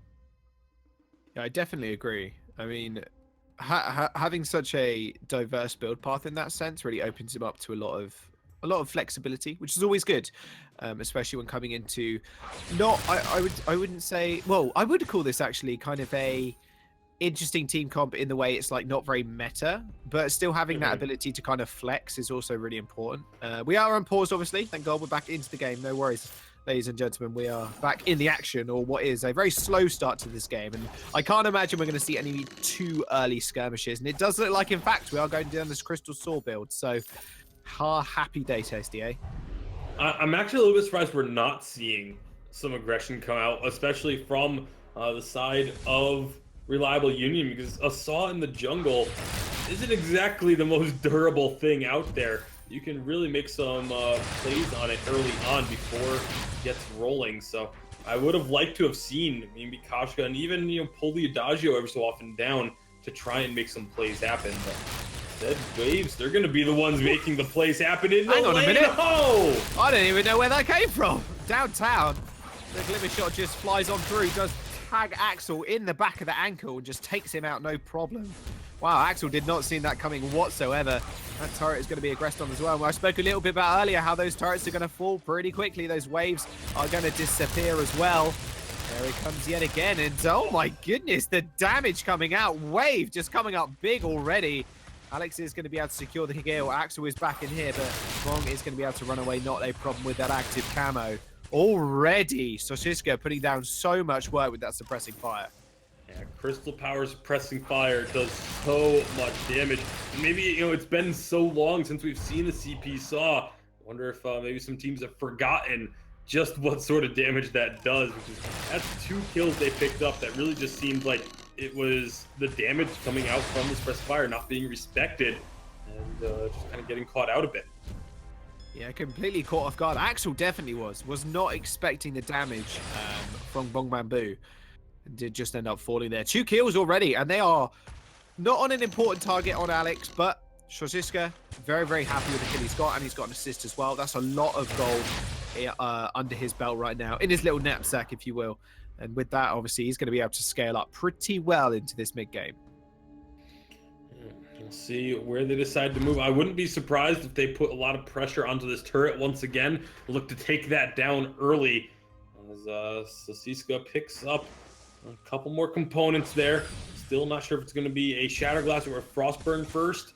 Frostburn can do some pretty interesting stuff with a CP Saw, but I assume that it's going to be a Shatterglass because you want to get as much flat damage as possible. Yeah, for sure. Shatterglass would definitely be a bang for your buck. Whoa, Riku spotted out on the backline there, and Soshiska just sprays a bit of water at him, but that water's beginning to hurt with the amount of crystal power he's already got in his pocket. Bong Bamboo does have 1 shot, 1 kill at the moment. It's not quite as impactful as the old crystal power on the Kestrel, which is I'm a really big fan of crystal power Kestrel because you can 1-shot people with that. It's ridiculous. Riku Meza constantly trying to get this flank down. Stopping it from happening. Yep. He's trying. Look at him. He's still behind them. He wants to make something happen. He has obviously got the ult available. Yeah, Mechanic Frenzy is going to be a big ult coming into this into these fights. But there you go. First turret's going to go down, and here comes the cat in the back. But it doesn't like water. She's going to have to run away, and definitely not liking after that one. Bong Bamboo sends a glimmer shot her way, ends up taking her out. And that will be Wave already taking the big early game advantages. And you could say this game is going swimmingly for Waves. Ooh, I like that one. Nice. We'll keep coming up with them. We'll make a little list. It's so appropriate just because their team name is Waves. They've got 2 of the summer party skins. Like, it's so easy. It's almost like they planned it, Tasty. Well, planned or not, they're still winning. See if they can dip their toes into the waters of the 2nd-tier tournament next time they make their way up to this lane. That was good. That was a subtle one as well, man. I like it. I like that. The Wave I'm not. I got one, but I'm going to use it later because we're just letting everyone think and fast. I don't want to tire the audience out just yet. You gotta pace yourself a little bit. Yeah, I've got to make sure they last the whole game. We'll have to wait and see. But Crystal Power Saw, here we go. He's got the Shatter Glass now. He's got a lot of bang for his buck right now, and that giant nerf Super Soaker. And with that, you can see Bong Bamboo as well. Their wave clear is just absolutely insane. Is there any chance here that Reliable Union are actually going to make it up to that first tier turret? That's the question. Not while all 3 members of Waves are alive. It's just those waves are going to get cleared out so quickly by Waves, and it's going to turn their attention onto the objectives here now. The gold miner, again, taking so much damage. Immense gold payout going to go the way of Waves as they pick up a couple more items. A Crucible now completed for Alex Magic, so now they don't even really have to worry about the Adagio versus Judgment quite that much either. Oh boy, it's going to hurt, but it's not going to hurt that much. As you can see, obviously, the items are starting to come through for Bong Bamboo. Obviously, he had a 5-minute Sorrow Blade with the breaking point on top now as well. He's doing a fair bit of damage in these sustained fights. And Alex, he's not been too impactful in this kind of small engagement to start off with, but as the later the game goes, she's going to be so important with those bright bulwarks that it's actually kind of hard to miss her out. Well, now they're going to start pushing up onto this tier 2 turret. Hellfire Brew comes out, but it hits a minion. All right. Interesting. He just wants to clear it faster. That's exactly what he wanted to do. Just make sure they can clear it ASAP. So it did literally no damage to that minion. So, maybe not the smartest use, but hey, it's not a massive cooldown. Only 80 seconds, Tasty. No worries.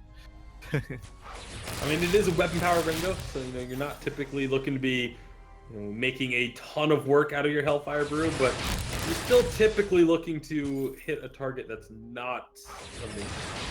Oh yeah, I mean, not the best targets to hit. Okay, so weapon power Ringo is cool, but CP Ringo with Echo is even cooler. We did see it once. It's not. Yes, it is hilarious. No, it isn't. Hellfire Brew for days. I'm so heavily against Crystal Power Ringo. I know you are. That's why I brought it out. Ha ha ha. So many issues with it. Turret. So going down pretty quickly. So not going to be long for this wound. For this world even. My good, Riku does not like that water whatsoever. Those glimmer shots coming through as well. A turret is just not long for that wall. It's going to bite the dust very, very soon. And he's just not been able to make this work at the moment. That Yomi Catnip Frenzy hasn't come out once. And with that Crucible, obviously, for Alex in his inventory will mean that's going to be denied even further. So they're really going to have to make an engage soon, because I can imagine Wave right now, they are making a big splash, but they're going to be able to just take it towards this late game as that second turret is going to get destroyed. Yeah, I mean, they just are really mowing down these turrets when they get up to them. And you mentioned, the Crucible that can block out the Yomi Catnip Frenzy. There's a reflex block on both Sasiska and Bong Bamboo as well, so it's gonna require a mistake from Waves for a Yomi Catnip Frenzy to be able to connect. They just turn their attention onto this Crystal Sentry. It doesn't stand a chance. That goes down quickly. One shot trying to take down Riku Meza, who is super low, but Riku Meza was able to take down the Crystal Sentry of Waves. So making some sneaky moves through the back alleys is that Kashka. Yep, got a sneaky beaver shoes on. She was able to take that out. But regardless of that, it's going to be another gold miner. A nice little payout for all 3 of them. 201 gold apiece. Not too bad whatsoever. They're just going to farm up the rest of their jungle, and that's going to be it. I think they're going to just wander back to lane, where they just seem so strong in it. I mean, what's the point of leaving the lane when it's just kind of working out so well for you right now? The amount of pushing power that you've got is just so stupendous. And they're just making it really, really work for them. And not something I thought we'd see. I'm going to be honest with you, Tasty. Didn't think we'd see a CP Saw in today's games. I didn't think we'd see a CP Saw. I also didn't think we'd see such a dominant showing. I mean, 3-0, but a 7,000 gold lead. There's been no signs of aggression from the side of Reliable. I don't know. What about this? Burst of Judgment comes out, gets instantly blocked. Riku's going to go in straight on the sword, but he's going to be able to kite away. He actually just turns around, blasts her, no problem. As Super Soaker doing so much work, full of juice, full of power, and that will be Shishiska picking up another kill. One shot, one kill, obviously did miss, and a turret is going to fall as well. My goodness, Riku jumped in, got instantly evaporated. 541 damage, I believe it was, coming out of Sisiska with that Rhodey run. They could take the Crystal Sentry, but they don't want to risk an engagement, although I don't think there would have been much of one coming out. Hellfire Brew went out, it got blocked. Yellow Catnip Frenzy got blocked. Verse of Judgment got crucibled. All three of the big ultimates from the side of Reliable Union just not being able to hit as a result of some really clean play from Wave. I don't think the Yummy Catnip Frenzy actually got blocked. I think Shoshiska just killed her before she could even land. I think that was more along those lines. I don't know. I'll have to look at a replay, but I'm pretty sure he just like whoop, tapped her once and she fell over. But I'll have to look at that again because it was pretty impressive coming out from Shoshiska. Riku has found herself on the wrong side of the jungle at this point. Reliable Union, not looking so reliable right now. Wave, they're closing down in them. This is a perfect angle for Shoshiska. Look at that damage coming through. Oh my goodness, the only Captain Frenzy he goes in for once, but 727 damage coming out from Shoshiska. No one can survive that, Tasty. 14 minutes and he's hitting 700 damage. To be fair, it does do extra damage based on missing health, so that does increase the damage number a little bit, but still an unbelievable amount of damage. Waves, they are just crashing down on Reliable Union at this point. Crystal Miner gonna get taken Gold Miner, sorry, one last time before the Kraken's gonna spawn here in 30 seconds.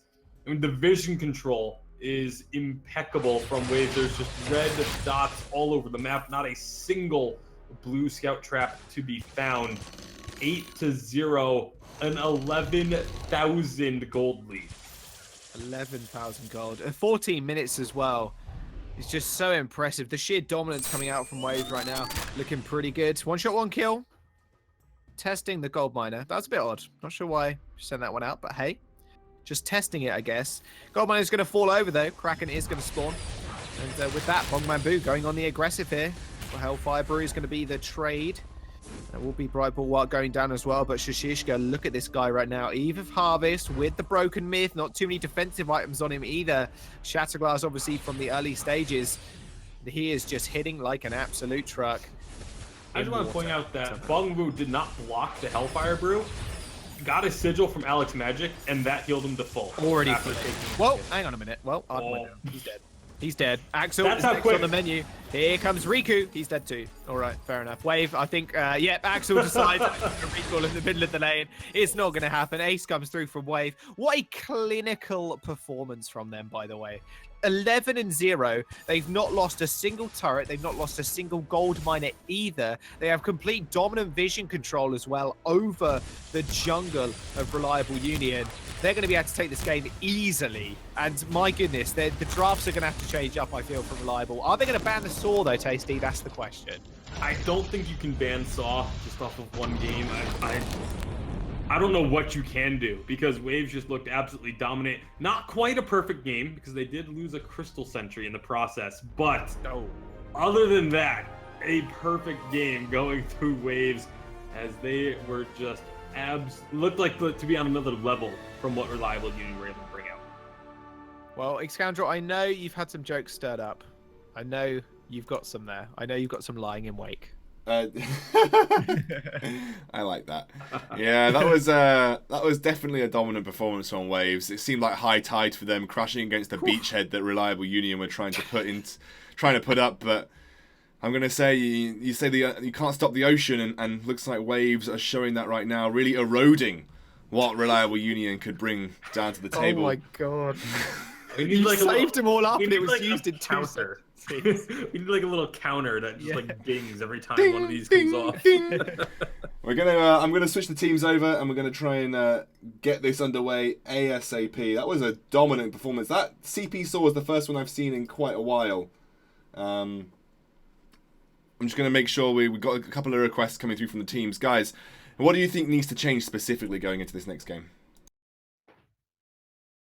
I don't know. Honestly, I mean, I think Reliable need to just look at their draft and then look to not counterpick Waves, but like look what they can do in terms of engagement, because Waves already kind of showing they like to play this slow, methodical game, and Reliable Union need to kind of offset that balance, get some harsh engage tools, and be able to kind of disrupt the steady flow that is Waves game. I feel like early aggression is something that Reliable Union needs to bring out, especially in that game. Again, Saw in the jungle is very vulnerable, and they had a Kashka who's very aggressive and very strong early on in the jungle, and they didn't try and take advantage of that whatsoever. They just sort of allowed Waves to farm up and get ahead of them just purely on farm. And by that point, as they pushed in those lanes, there was nothing that Reliable Union could do. They had no real way of engaging onto their targets. Yes, that's exactly what they need.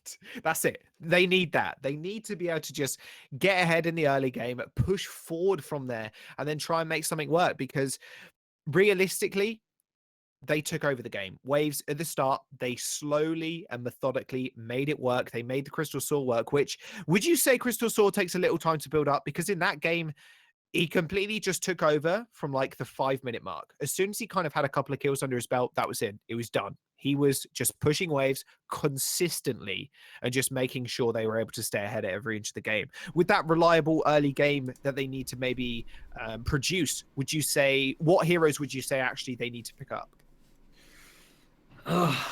That's such a tough question, because obviously part of it also depends on what Reliable Union end up grabbing, but I want to see them either, if you're gonna play passively early on, don't pick something like Akashka, and if you're gonna look for some aggression, then actually go for it. Like that, I think that's the biggest thing for me, is they didn't really play into what their draft was looking to do early on, and by the time they got to a point where they might have been able to do so, it was already too late.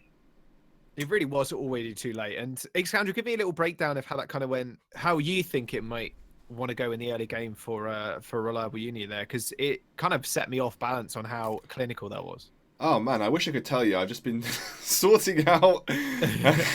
Oh, thanks, Jules, for giving me a question as I was sorting out all the admin stuff. Great guy, love you. Yeah, they. I think again, Tasty Bacon raised a really good point that they weren't punishing CP Saw. If you've got a CP Saw in the jungle, he doesn't exactly clear the quickest. He's pretty slow, and you can punish that, especially as a Koshka. Like I think as a Koshka, you should be looking. It was a Koshka, right? I'm not going crazy. Yeah, it was a Koshka. Yeah. Especially as a Koshka, you should be the most dominant early game jungler in the game almost. So you should be able to, as that hero, go into the enemy jungle, put pressure on Saw, and almost have no worries. I'm just waiting for one of the teams. They just wanted a quick pause to sort everything out. We are very close to our game 2 draft, ladies and gentlemen, so don't worry. Just making sure that I believe our team is ready to go. Looking for just one of the players, needed a little tiny break. Now, don't think Saw's a ban. I agree with Bacon there. I think if you ban Saw, you're wasting a ban, and it opens up so many other avenues. But you've got to be confident that if they pick Saw again, you have a plan to deal with it. And I think that's the main thing. And Saw is classically very weak to hard CC, coordinated crowd control, and then obviously the burst damage coming through from it. So things, like Lance, things like Catherine, all these kind of heroes have classically been pretty good into Saw. Because the one thing that kind of strikes Saw, both weapon power and crystal power, is you have to tackle him as a team. You can't tackle him individually usually, and crystal power Saw is even harder to tackle him as a team because he's got the suppressing fire. So you just got to make sure you're very coordinated when dealing with a Saw. So I think Bacon's right. If you don't ban the Saw, but you've got to be darn well sure that you have some kind of plan if you plan to leave it up for Waves again. Throwing that one out there. Just throwing it. Just throwing it like a beach ball into the ocean. And you guys didn't pick it up. You just left it there in the ocean. The ocean. I mean, we just saw waves. The ocean's scary. I don't want to go out there and get. That is true, man. They came in like a tsunami. It was disgusting. But so Lance is probably a big pickup there. for Reliable Union to kind of think about if we want to see the same composition coming out from Waves. But I think, especially with these kind of teams that are high up in VGL right now, you need to be able to show multiple forms of team compositions and multiple forms of how you actually want to win the game and like play the game, etc. So we'll see what they want to pick up. Obviously, we're trying to pick up bans right now. Wave obviously have the first priority on the ban, and it's instantly going to be that Glaive. Yeah, Glaive comes through as a ban here. Sorry, Tasty, just doing my usual thing and responding when it's Tasty Bacon's turn. Lyra gets banned, and that means Adagio is open for Waves if they want it, and they will take that Adagio off the board. Let's see what Reliable Union respond with over here on their side. Again, you know, they have it in the back of their minds. They got pounded by a Crystal Power Saw last game. And it wasn't even close. It really wasn't. You know, and look again, the Catherine comes through immediately. So they're saying, okay, if you pick Saw, we have a plan. We have a plan for the Saw, and it's Catherine. Gets locked in, and now it's over to Waves. Ball is in their court. Volleyball served. Volleyball spiked. Can Wave return it? Volleyball spiked? Yeah, spiked when you like hit it into the other side. I know, but like, how does that work into whatever? They passed it over, I guess. Jaws, just let me have that.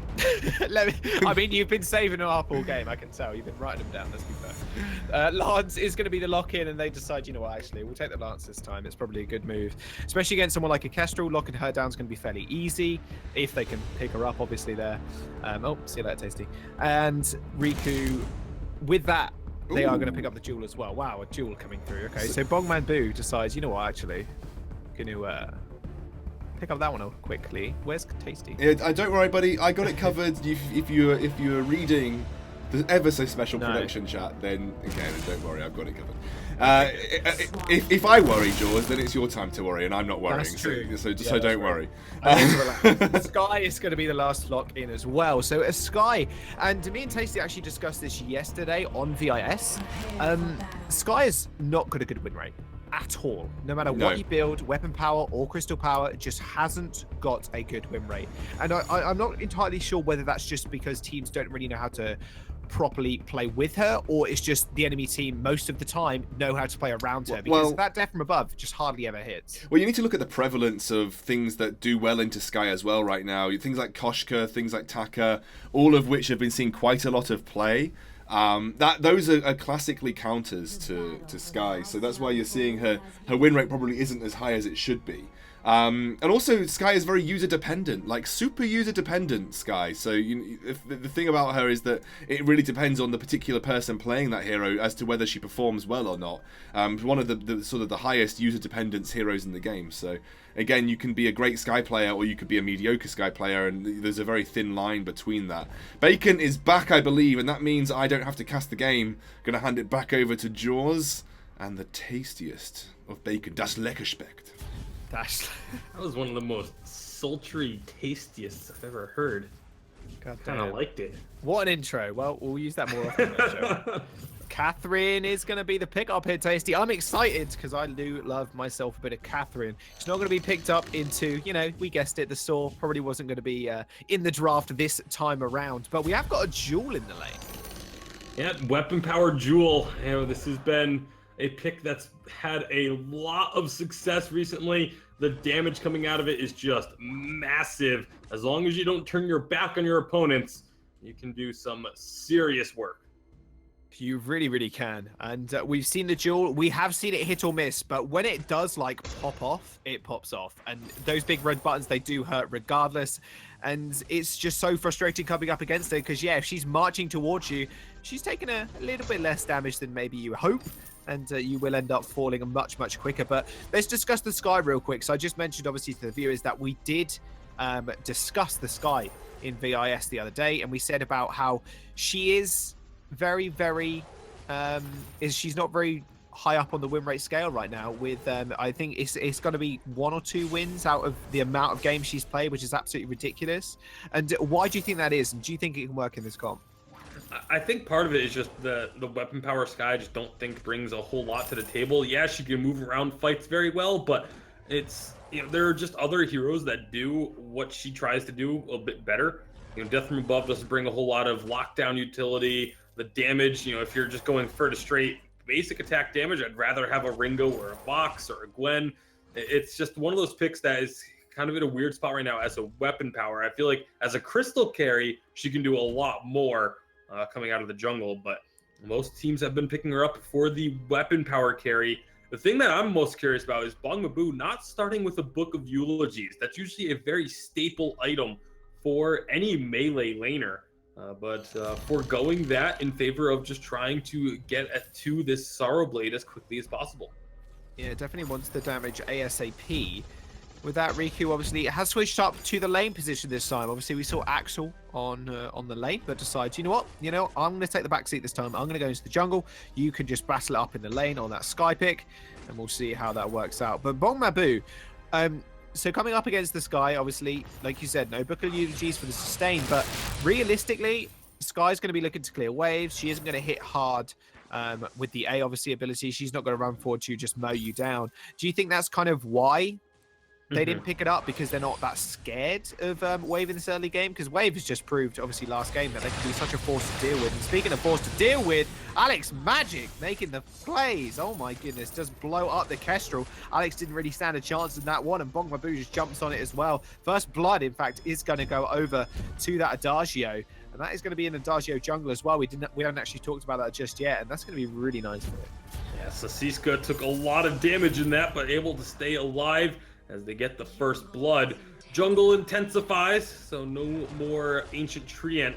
Bongmabu, going back to what we were saying about the not having the Book of Eulogies, I think, yeah, the fact that it is a Sky that's in the lane, as well as the Catherine as the captain. Neither of those two are really going to be doing a lot of poke and harass. It's more of an all-in type of thing, where the Book of Eulogies doesn't really help you if you're getting all-in to begin with. So it's an option for Bongmabu to just, like I said, try and accelerate to this Sorrow Blade, making this rotation into the jungle to get a little bit of extra gold. And meanwhile, everyone from Reliable Union looking to put some pressure on up in this lane, but those minions are just going to get cleared out very quickly. Yeah, extremely quickly. Alex Magic trying to look for a little something there with the Impale, but didn't find his mark quite just yet. Bongmabu easily, like you mentioned, being able to clear out those waves, not an issue. Riku, though, weapon power Sky, I'm much more of a fan of CP Sky because of the amount of damage you can deal just with the damage forwards using the A. But like realistically, we're seeing a lot more weapon power. Why do you think that is? Is it because the crystal power junglers are kind of just set in their ways, or do you think maybe it's just more effective with the weapon power? I think it's just everyone just kind of prefers to have, when you're in the lane, the weapon power. And I think it comes down to a little bit of personal preference at the time. I think, the weapon Sky did get a little bit of love on the last patch. I think that may be why a lot of people are just trying to make the weapon power Sky work. But it's just, I don't know. I feel like the crystal is just still a lot stronger. As Liko, that was kind of surprising. Liko got hit by the scout trap, but didn't actually take any damage. Huh. That was weird. Immortal Leak. We'll see what he does. He's coming into lane, though. Does manage to stand up Bongmabu. Bongmabu's going to have a lot of protection, though. Alex Magic and Trashiska are going to be here. Nice double impale there from Alex. Going to trade up a lot of that damage. And that's a lot of base damage as well for Lance. Something we don't always mention is the amount of base damage that Lance actually does with the impale in the early stages is just, it's devastating to someone like Axel, just because he'll take like a 30 HP and followed up by like one auto attack and then he'll kind of walk away. It's actually kind of gross how much damage it does do. So it's not something to be underestimated. Bongmabu has the Sorrow Blade, so a lot of damage coming out, but Ooh, nice. Hit the in-wall. Alex Magic's going to dash forward with the Impale, but Axel doing a lot of work here from the back line. One shot, one kill to try and cut them off. Does not manage to land. They do have their happy feet on Wave, however. They are going to survive that small engage. And you do have Reliable Union off to the side here, just trying to do a little something. Impale comes through, doesn't hit anybody. Alex Magic's going to have to back off yet again, but Like is going to jump in once more. Get the walls away, however, just to try and get a bit of distance. There come the Gatling guns over the wall. Doesn't really do all too much, though, as Riku just darts back to the lane. Yeah, both teams not really willing to give up this skirmish, but not really willing to commit either. So as a result, just ends up being a little bit of poke going back and forth. Looks like the Reliable Union have healed up quite a bit, though. They're willing to stick around looking for some damage on that turret, but they decide now to rotate down, say, okay, let's try and get something a little more productive. Look for some jungle camps to steal, but oh, very unfortunate timing. As soon as they turn the lead, that middle tree and respawns. Oh, unlucky. Oh well. It does mean that they get to go back and pick up a nice couple of items as well. Riku obviously does have the Sorrow Blade now, but Shatterglass in the hands of Axel, so he's definitely going to be hitting quite hard on that Kestrel. And that's one of the things as well that I mentioned previously in the games today. The Crystal Power Kestrel has just been such a prominent force in VG8 in just being able to control games, especially in the early stages, just because of the amount of damage it does. Yeah, absolutely. But we're a little bit past the very early stages when that Crystal Kestrel can really dominate extremely hard. Obviously, if Glimmer Shots hit, they will still do quite a bit of work. But here's one of the problems with that weapon, Sky, that we just saw there. Like, Forward Barrage was hitting. It did get a little bit of extra weapon scaling, but still not very great weapon scaling. So it doesn't do a whole lot of damage. The slow is nice. Can maybe set up some Glimmer Shots from Axel. Blast Tremor does come through, and Bombaboo's going to get locked up here. There comes Death from above. Doesn't really touch anybody just yet. Riku is going to go underneath the tower, but Bombaboo jumps in, but he's going to actually just sacrifice his own life almost as he goes down, and Alex Magic just running out there with the boots. So Siska just got blown up at the start of that one. Just didn't really know where to go, stepping left and right, but just could not escape Riku's forward barrage there. And that will be a nice kill and a turret going over to Reliable Union. That was very, very close from Alex. That was super risky from Alex Magic. The Impale not connecting, leaving him vulnerable there as the turret went down. I always find it really strange when teams try and engage once the turret goes down. Like, I feel like, yeah, you're going to get that little bit of damage from the explosion, but I feel like it's a little bit of a misguided notion to try and look for the fight after the thing that can defend you and really force your opponents away is destroyed. Yeah, it's not maybe a bit more risk than there is reward in that, basically. With that wave, they've lost a turret. They've actually lost a turret against Reliable Union. Definitely well does come down. They're trying to catch somebody, but no one is actually there. Shoshiska playing a little bit more careful now. Has obviously got the alternating current, so something to keep in mind. And with the ultimate up as well. It does a lot of damage, but he's going to have to be quite sneaky when using it, because this Catherine pick is just, it's awesome for like engaging like we saw last time, but that Blast Tremor can really, really disrupt an Adagio. Not only that, but the Storm Guard, the bubble can also reflect a ton of damage, especially from something like a Verse of Judgment.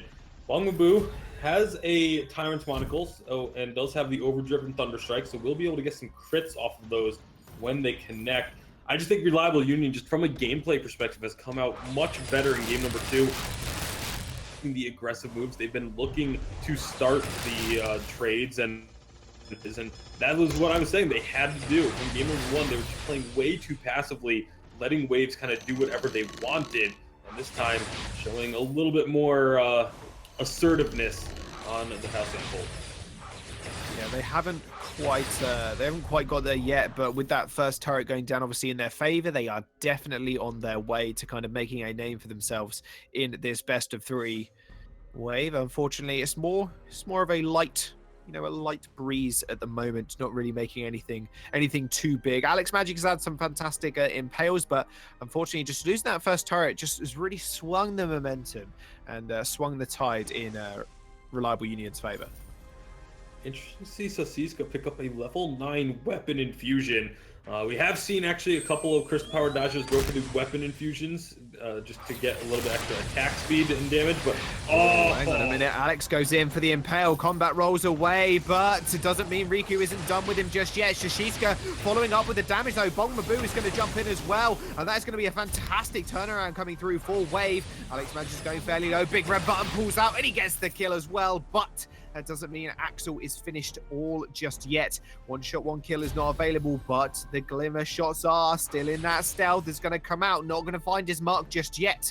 But 2 kills for 1 with Bongmaboo going down, the only one going down for wave. It's going to be a nice little trade for them. Yeah, it was almost a really, really good start for the side of Reliable Union. Alex Magic went in for that Impale, got stunned halfway through it, so it never actually connected. and left him in a very vulnerable position. But excellent repositioning and really impressive damage coming out of both Bongaboo and Sasiska, able to find a couple of kills. Bongaboo going for some more crit now. Those Thunder Strikes are going to just tear through opponents. Yeah, they are definitely not something you want to be on. And you know what happens when you mix Thunder with water, Tasty? It's a whole lot of pain. That is what happens. And with Reliable Union, maybe have they got kind of a clock on their head in terms of the game time? Because Bongaboo is only obviously getting stronger, but then so is the Sky. Githian Wall, though, I'm going to interrupt myself real quick. Death from Above comes down. They've locked two of them up. They are going to reflex pocket. However, Alex is getting taken really low, but Sasiska, look at this guy putting out the damage. Githian Wall to get the Catherine away. Alex goes down to a glimmer shot on the sidelines, and now it's Riku versus Sasiska, but the Catherine is going to be here as well. He almost goes down. He gets stunned up, with the healing coming out from him. Solo is going to be able to secure himself a kill, but Axel is going to be able to trade one up with Bongaboo going down. One shot, one kill comes out, goes wide. Riku now retreating towards Axel as well. 2v1 situation, but Sasiska, he's got the sustain, and he will be able to just fend off Axel and Riku. And right now, Reliable Union is doing such a good job when these fights break out of staying far apart from each other, really spreading the members of Waves. And Axel obviously is perfectly fine with that, able to just stay very far away from the team and just firing off those glimmer shots. Riku Meza dancing around on the outskirts, making sure that there's no grouping. It makes it difficult for Bongaboo and Sasiska, because Sasiska doesn't really have a great opportunity to put down the Gift of Fire onto a target and try and blow them up. Bongaboo is getting isolated multiple times, and it just makes everything very difficult for Waves. Reliable Union's playing very smart here in game number 2. You could say Waves are parting. That's exactly what they are doing. Not like Reliable Union has Moses on their side, but definitely something that they are trying to achieve. Just segregating Bongaboo and then trying to take him out. That's exactly what they did in the last team fight. Alex Magic, he has found the Catherine yet again. Does get the Githian Wall off, and he's taking a lot of damage from Sasiska as well. That burn damage obviously taken away is going to be so horrible to deal with. Not too much sustain on the Catherine. And that will be it for the moment. One shot, one kill does come out, and didn't really do much of anything. I mean, Alex kind of shrugged that one off. I mean, it's got Alex pretty low. It's definitely in a position where they probably don't want to fight as a result of it. Bongaboo trying to hit those Thunder Strikes into the brush, trying to just get a little bit of earlier damage down. Kraken does spawn right in front of both teams. Looking for an opportunity here. Lots of flares and scout traps getting thrown down by Waves as they're just trying to control this portion of the map. They do have a slight gold deficit they're working with, but oh, here we go. Oh, Death from Above does come out. Here comes the one shot, one kill as well. It's going to hit Bong, and there goes the massive blast from him, but it didn't really do all too much. Riku is just in the front lines here, but here comes the big red button. Nice Githian Wall is actually going to just lay free damage down for Bongaboo. He's going to finally come up to the fight, but that's already going to be one dead. Sasiska just going a little bit too far forward, but Bongaboo wasn't even in that fight. It's going to be a 1-for-0 trade. Waves, they lose one here, and that could be maybe disastrous, but I don't think Reliable Union are going to be able to get anything off this. Yeah, no, Riku Meza and Axel were both taken down pretty low during that, but the big red button being used, I'm so heavily against using big red button in the middle of a fight if you're going weapon power duel. Obviously there, maybe it could have had a good use of it if Sasiska and Alex Magic weren't so much further forward. Then Bongaboo obviously gets stuck in that animation, moving slightly backwards for the duration of it. And like you said, Sasiska just ends up falling well before Bongaboo can get themselves reacclimated into that fight as a result. Yeah, maybe that was the kind of the problem. Plus, Alex obviously did Githian Wall everybody away from the damage. I'm not sure if it actually was contained in the hitbox, because if that Githian Wall was on top of the big red button, you could have said that was worth it because of the amount of AoE damage you obviously are doing. But one shot, one kill is going to come out yet again, just kind of whiffing that one, but fairly hard to hit when you've got no vision. And another thing that Waves has been really good at is that vision control. Reliable Union, you see all the dots lit across the map for Waves, but hardly any for the guys from Reliable Union. Yeah, there's actually a fair bit of scout traps defensively for Waves at the moment. Oh, here, no, never mind. They're gonna take the long way around, perhaps. Perhaps, I don't know. That Catherine is in the front line. She's getting taken really low. The Crucible is going to get popped for the healing as well. There comes the Blast Tremor. Death from above, not really hitting all too well. Catherine's going to dive in there. And here comes Riku. He wants to try and find something. Alex tried to go for the Impale. Goes for the Giphian Wall instead. Now she just gets blown up. One shot, one kill is just going to hit the turret. And that's going to be another kill here for Reliable Union. They're really pulling away in this game. They're doing really great things. Sasiska just hasn't been able to, stay standing terribly long in these fights. Is constantly having to run away. Alex Magic really needs to be the frontliner. Instead, it's Sasiska, the one that constantly seems to be a little bit closer to their opponents and getting caught in vulnerable positions. Bongboo gonna try and steal that Kraken just a little bit too late, as Axel does secure that one for the team. This Crystal Power Kestrel been doing quite a bit of work. It's been very difficult for Reliable Union to figure out where exactly that Kestrel is in the middle of these fights. Yeah, it's always fairly difficult to kind of pin her down, and that's going to be, I think, one of the big problems there, because she's just going to be able to rain 3 glimmer shots off, and we've seen it before, just how much damage they can do along obviously coupled with the one-shot, one kills. They're going to siege up this turret now, and you can see her just getting 3 damage off from the back line here, Tasty. This is going to be kind of disastrous for Waves, as that Kraken is ever marching as well.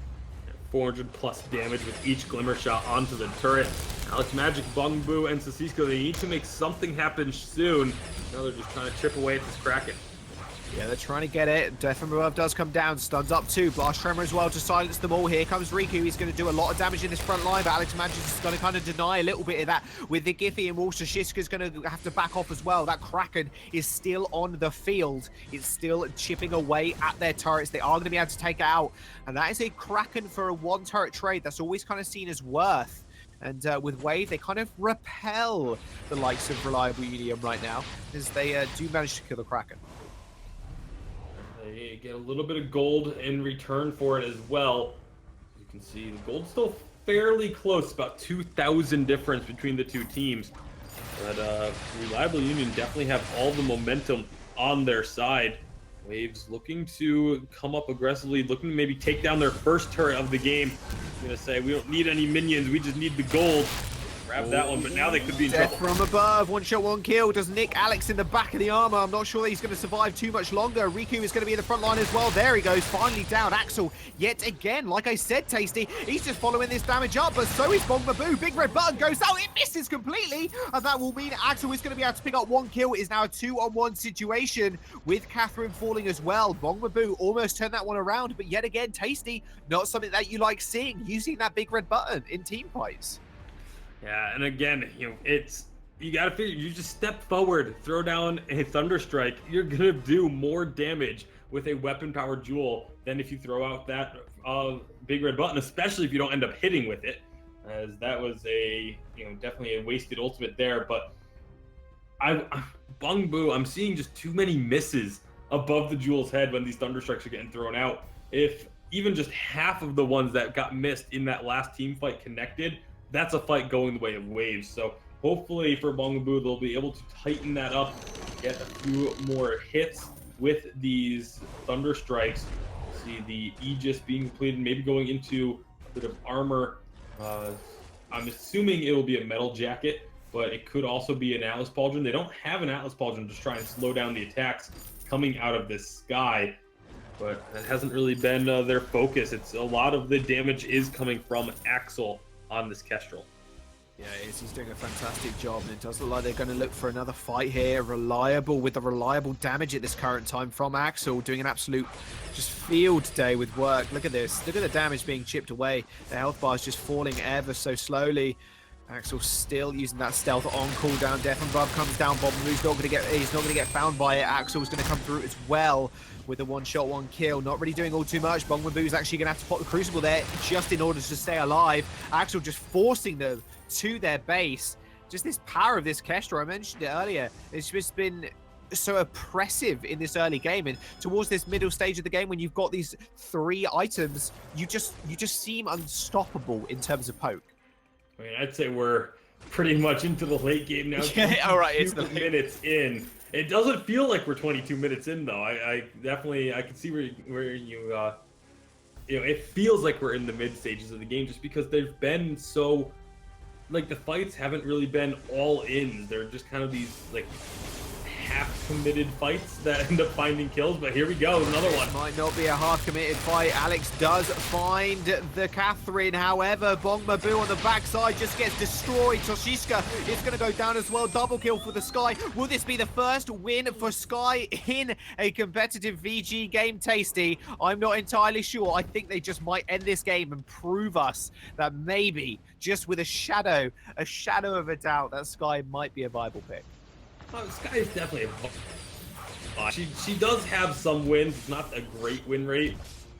Some wins, but right here, Reliable Union, they just played this game extremely well, capitalizing on a couple of mistakes from Waves early, but then forcing Waves to have to fight in like a way that they just didn't want to. Waves was constantly trying to retreat out of these fights, and a Jewel especially trying to run away from a fight almost never works out. Same thing with an Adagio. Just they were very much the aggressors, able to get so much damage down early, and Waves just couldn't deal with it.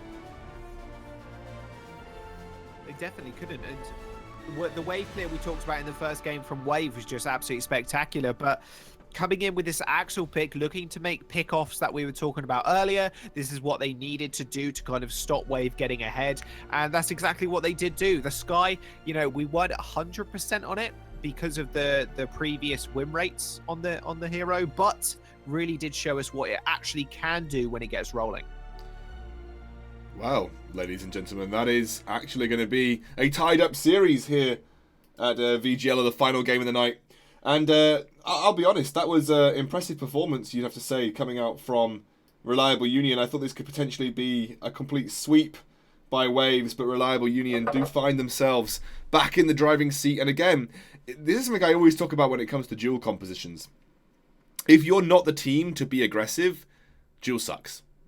Pretty much outright. Like, if you're not the team that's jumping in and making the plays, if you're not the team that's trying to get into the backline, Jewel is not a peeling defensive carry. She is a melee carry that goes all in. You can see by her build, Tornado Trigger and Tyrant's Monocle. She should have been going into the backline and just trying to blow someone up. But Sky, so mobile as a weapon power carry. Very difficult to lock down. When Kestrel gets enough CP, she can basically stay permanently active camoed. And if you don't build something like a contraption or invest a lot of gold into plain scout traps and flares, you can't keep track of her. So it's very difficult for Jewel to actually find a target in that situation. So it was a really good way of approaching the game there from Reliable Union. Now, I'm going to double check that the teams are ready for the next draft. And then we should be underway. But gentlemen, got our final third game. You know, first of the night. Final third game of the night. How are you guys feeling? This could be really big. Yeah, I said this is probably going to be one of the closest matchups just because of the seeding coming into this one, third and obviously fourth place. And with this, I mean, Waves showed a dominant, like perfect game in game number one. Reliable Union, maybe a little bit more messy in the early stages, but the problem is when they got to the middle of the game, Wave just kind of didn't know what to do with themselves. They couldn't really pick themselves up. Axel just kind of, I wouldn't say solo carried, but he definitely just put the pedal to the metal and just ripped through people with the Kestrel pick.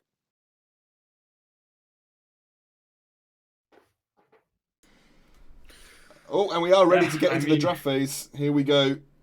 This is going to be the third game of this series. The final game of tonight, by the way, ladies and gentlemen. After this game is concluded, we will be ending the stream, and then we will be back here next Tuesday for the conclusion of the VGL Challenger Spring Split 1. I don't actually know if I can believe it. We're at the end already, and we're going to get into the draft phase very quickly. Lyra has been banned by Reliable Union straight away here.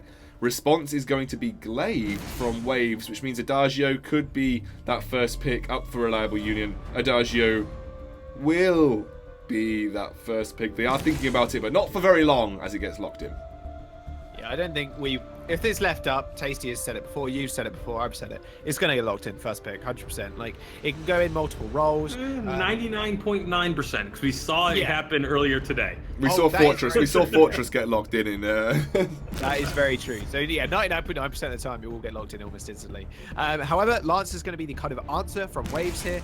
I think it did work quite well last game. It's just the team couldn't really follow up with the damaging. Actually, Kestrel was getting locked in as well, so they said, we want that power pick now. Let's see if it will be a weapon or a crystal kestrel this time for Waves.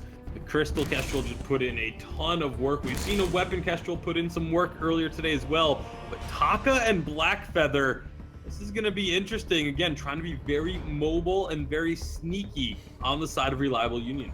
What this does do is, if it is Crystal Power Kestrel, remember she doesn't get the reduction in delay to using her active camo, so if you can get Attacker on her and then follow up with the Black Feather, very difficult to actually find active camo situations for Kestrel. You're really only going to start to come online when you get to the late game, where you're consistently able to use active camo over and over again and only come out when you want to. So there'll be a portion of this game where Reliable Union will have that advantage over a potential CP Kestrel, but it's not a CP Kestrel, it will be a Weapon Power Kestrel, as Koshka is the final pick for Waves.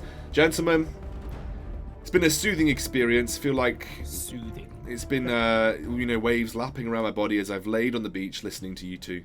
And I'm going to enter into that moment again. So I got a bit sensual. I really have. It's emotional. It's the last game of the night, and Tasty Bacon and Jaws for the final time. Please take it away. Oh boy, we are I back. don't feel comfortable anymore. Yeah, I'm not either. Maybe we should preemptively leave the Discord. But no, we are into the last and final game of this evening on this best of 3. Reliable Union versus Waves. They are one apiece right now. And a Tucker and a Blackfeather are going to come through as well for the sides of Reliable Union. So very, very interesting comps. And Koshka, extremely early game. Wave decided we're actually just going to actively focus this now, rather than kind of, maybe being run over a little bit in the second game, and have picked up this Koshka pick. But coming up against the Tucker, what do you see into this matchup, Tasty? Well, both of them very early game aggression normally is the name of the game, but Bongmaboo on the Kestrel, because they have a Koshka, it's very likely going to be a weapon Kestrel, and Scoundrel kind of touched on a little bit there. If it's the Crystal Kestrel, Blackfeather and Taka can get onto her and prevent her from going into that stealth, but Weapon Kestrel has that massive reduction on how long you have to wait after taking damage before you can stealth. And so when they jump in, like Bongbu should actually have a chance to go stealth before they can actually follow up. And that could be a key factor in this game as we get later into it. Yeah, most definitely. Just being able to kind of reposition yourself in the fights and making sure you're not the target of like the instant burst that can obviously come out from Ataka and the Blackfeather alike. We are actually seeing Adaji obviously in the captain position now, so being changed up there obviously from the laning role that we saw earlier, or the carry role at least. And with Axel obviously on this Blackfeather, another really interesting pickup because we've seen an absolute ton of it. And it doesn't seem to be kind of situational to me, but he seems like he's just going to get outpushed by Bongmaboo, especially in the early game. Yeah, especially because with it being a crystal Blackfeather, there will be a lot of poke with the on point once it gets overdriven. You have the extra range on it, but at the same time, you're not going for the Book of Eulogies, which again we normally see on melee laners, regardless if they're going weapon or crystal. And also the fact that it is going to be a crystal Blackfeather and a weapon power Taka, when of late a lot of the Takas we've been seeing have been, that Storm Crown into an Aftershock sort of crystal build. Yeah, it's always really interesting to see the kind of builds that do come out from these teams. Alex is actually going to take a lot of damage here. In fact, he's actually just going to go down as the first blood does reign true, and Axel will be able to pick up that kill. Shishishka trying to trade up a little bit of damage, but could not get anything. And still just trying to find something, but no, that is going to be kind of a missed pathing there from Alex, just walking into Axel when they didn't have lane priority there, as Axel was just easily be able to walk into that mustache bush and punish him for it. And nice job by Reliable Union finding that first blood, and here comes the Taka looking to go aggressive. I don't know if he got spotted by that flare or not, but he's going to be spotted now. Though. Nice dash away from Shishishka. He's going to be able to escape, and Alex Magic is in the front line again. That 2-level disparity, though, coming out from him already is proving absolute dividends for him. It's just enabling him to kind of take these early game aggression and trades. Going to be stealing away these camps, and because of the rotations, there's normally when we see an aggressive jungle invade like this with one team stealing the backs, typically like the laner from like Waves would then end up rotating through into the enemy side of the jungle and trying to steal away some camps there just to keep things even. But the rotations didn't allow it. In fact, the Oblivion sent Axel into their own backs to take those camps just to make sure that it couldn't happen. Yeah, just trading camp for camp in that sense, just making sure the gold does stay even, making sure at least someone's getting their advantage. Any advantage or any kind of gold you can take away from your opponent is always a good thing to do. And obviously not knowing the risk as well is quite important. Bongmabu is going to get jumped on yet again. Rashishka Hiroki's doing a lot of damage. They're actually just going to dive him straight up. That damage came out of almost nowhere. Shishishka is going to jump straight on to Riku, however, and going to take him out. It's going to be a 1-for-1 exchange there as they do trade. But Shishishka, he's going to have that kill on him. And obviously we always talk about it with that pick. It's so important to kind of get ahead to start off with. Otherwise, she can kind of fall off. Yeah, well, both the Taka and the Koshka kind of in the same boat. So I think that's going to be, this early game is going to be so important. Both of them need to have a good game to really get rolling. But at the same time, if both of them end up having just an average or a subpar game, then it may not actually affect their team quite as much because it has the exact same thing going on the opposite side. This is going to be an alternating current first for the Crystal Power Blackfeather, and just wanting to be able to farm up a little bit easier. And again, once you jump on a target, being able to have that continuous damage as opposed to just a couple of short bursts here and there. Yeah, also important, especially against someone like a Lance and a Koshka, who can obviously just re-engage time and time again. Bongmabu has picked up his Sora Blade as well, so he's doing a lot of damage. They're going to jump straight onto the Adagio, though. He's going to get taken down. Nice Githian wall as well to follow up, but they actually just trade instantly 1-for-1. And there comes the double kill through from Bongmabu. Not going to be able to find Axel, not going to be able to find his mark, but still 2 kills in the pocket of the Kestrel is going to be good early on. And with that, they do obviously give a kill over, though, yet again, Riku is going to be able to secure it. Beautiful engage from Alex Magic. The impale into the Githian wall, hitting all 3 members, really went a long way towards them being able to get the double kill. So Siska did fall in the process, but is now able to come back with an aftershock. That could be some nice burst damage for the Koshka. Meanwhile, Taka looks to be going for a Sorrow Blade first item. So typically with a Taka, we see either the Storm Crown or a Tension Bow first item, going for a little bit more long-term damage for Rika Mesa.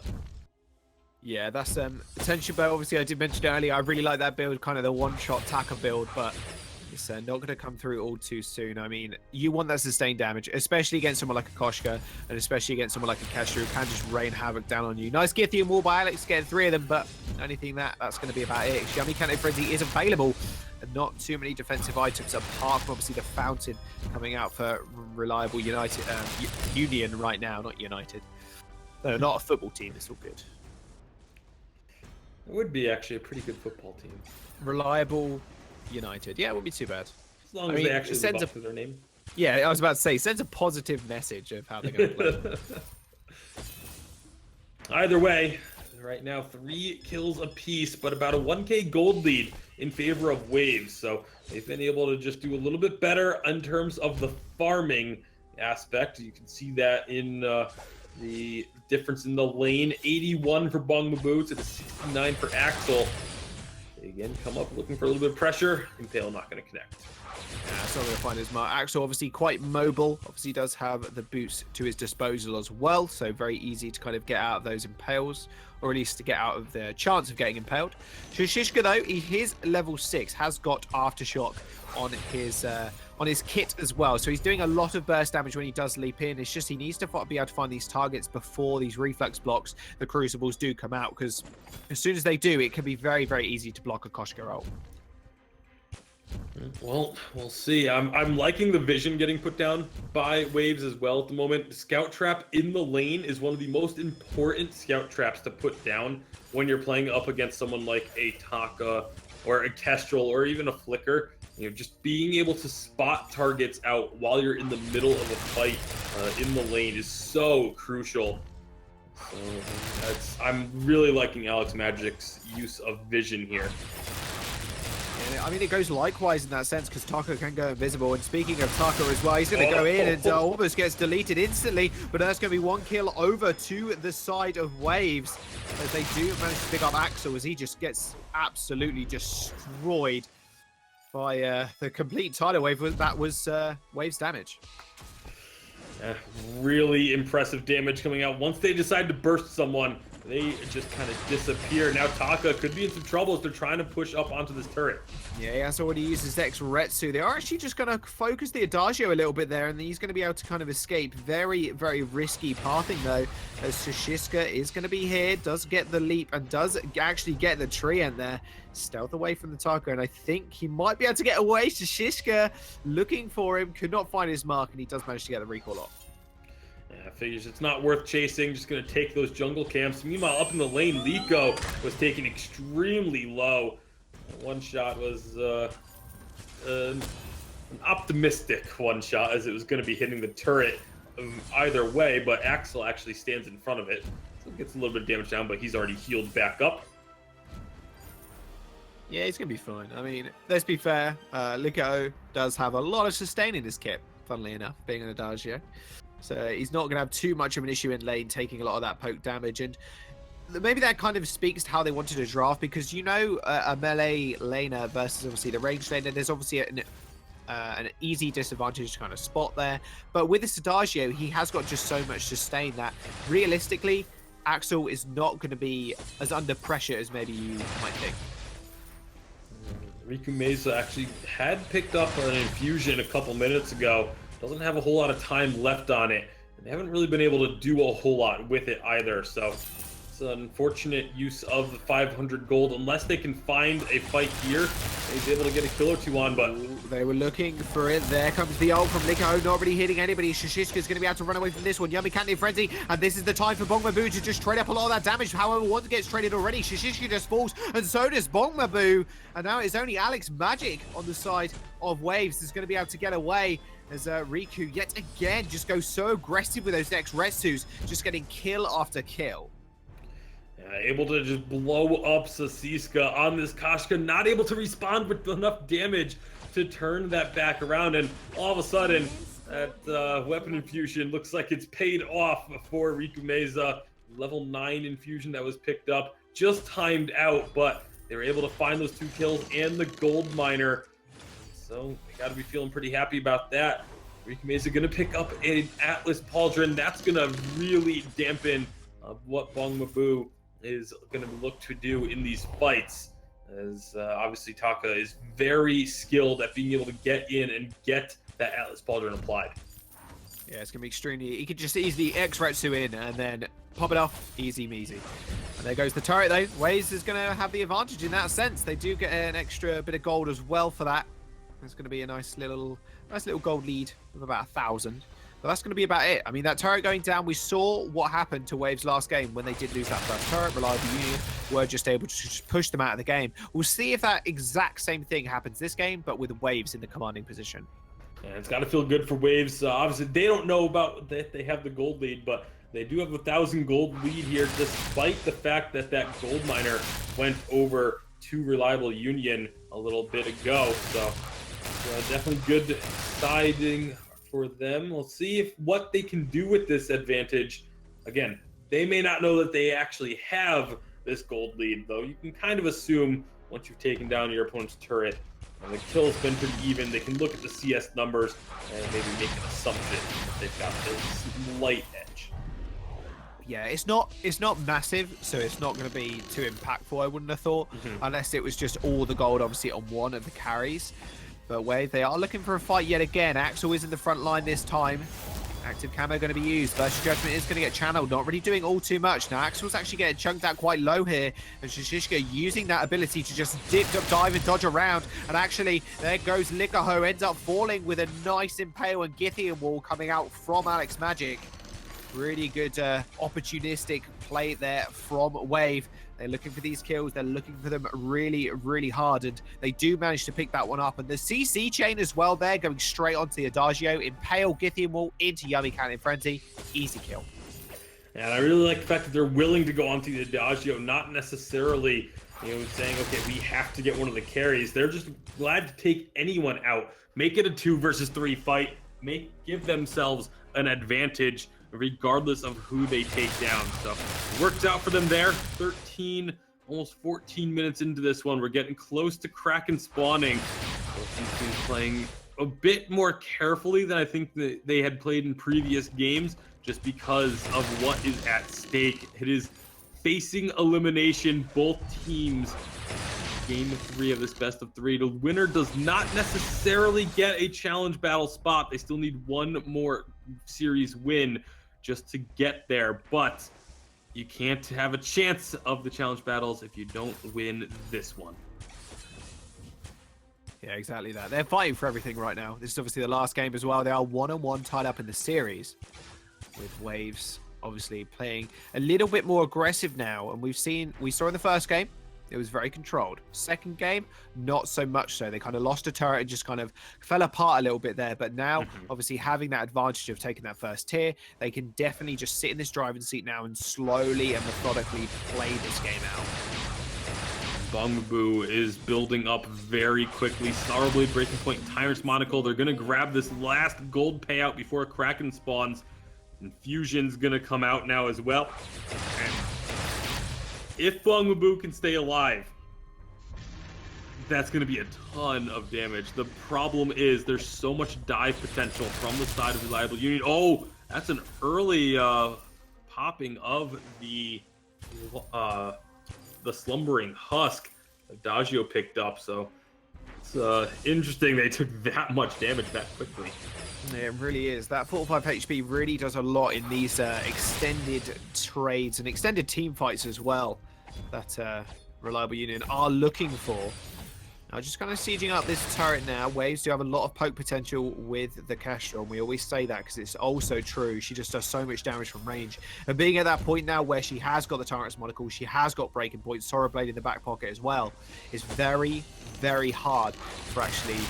I mean, Adagio to even heal up some of this damage. It does take a little while for him, obviously, to come off cooldown as well, so something else to keep in mind.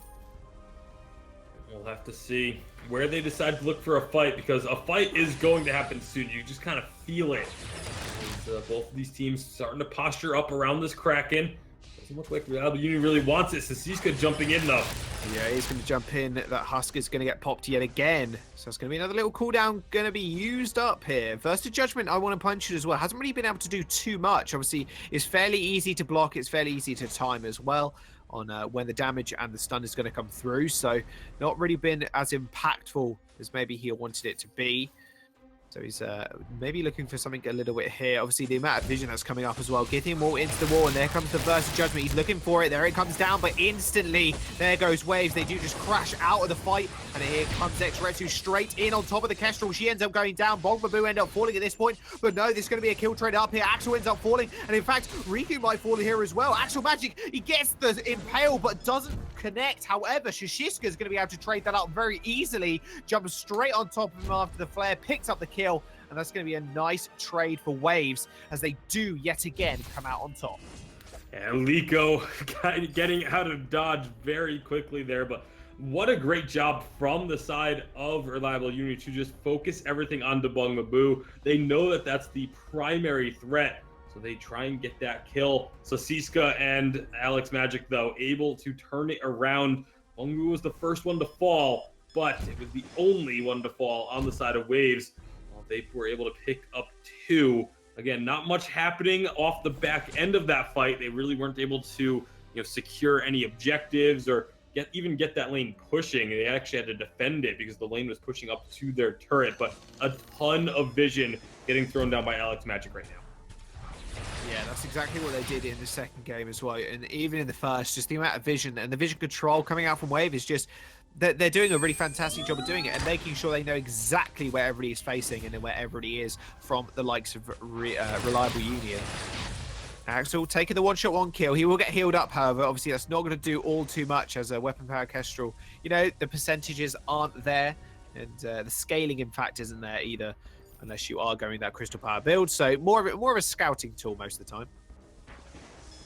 Well, see, again, both teams posturing up a bit.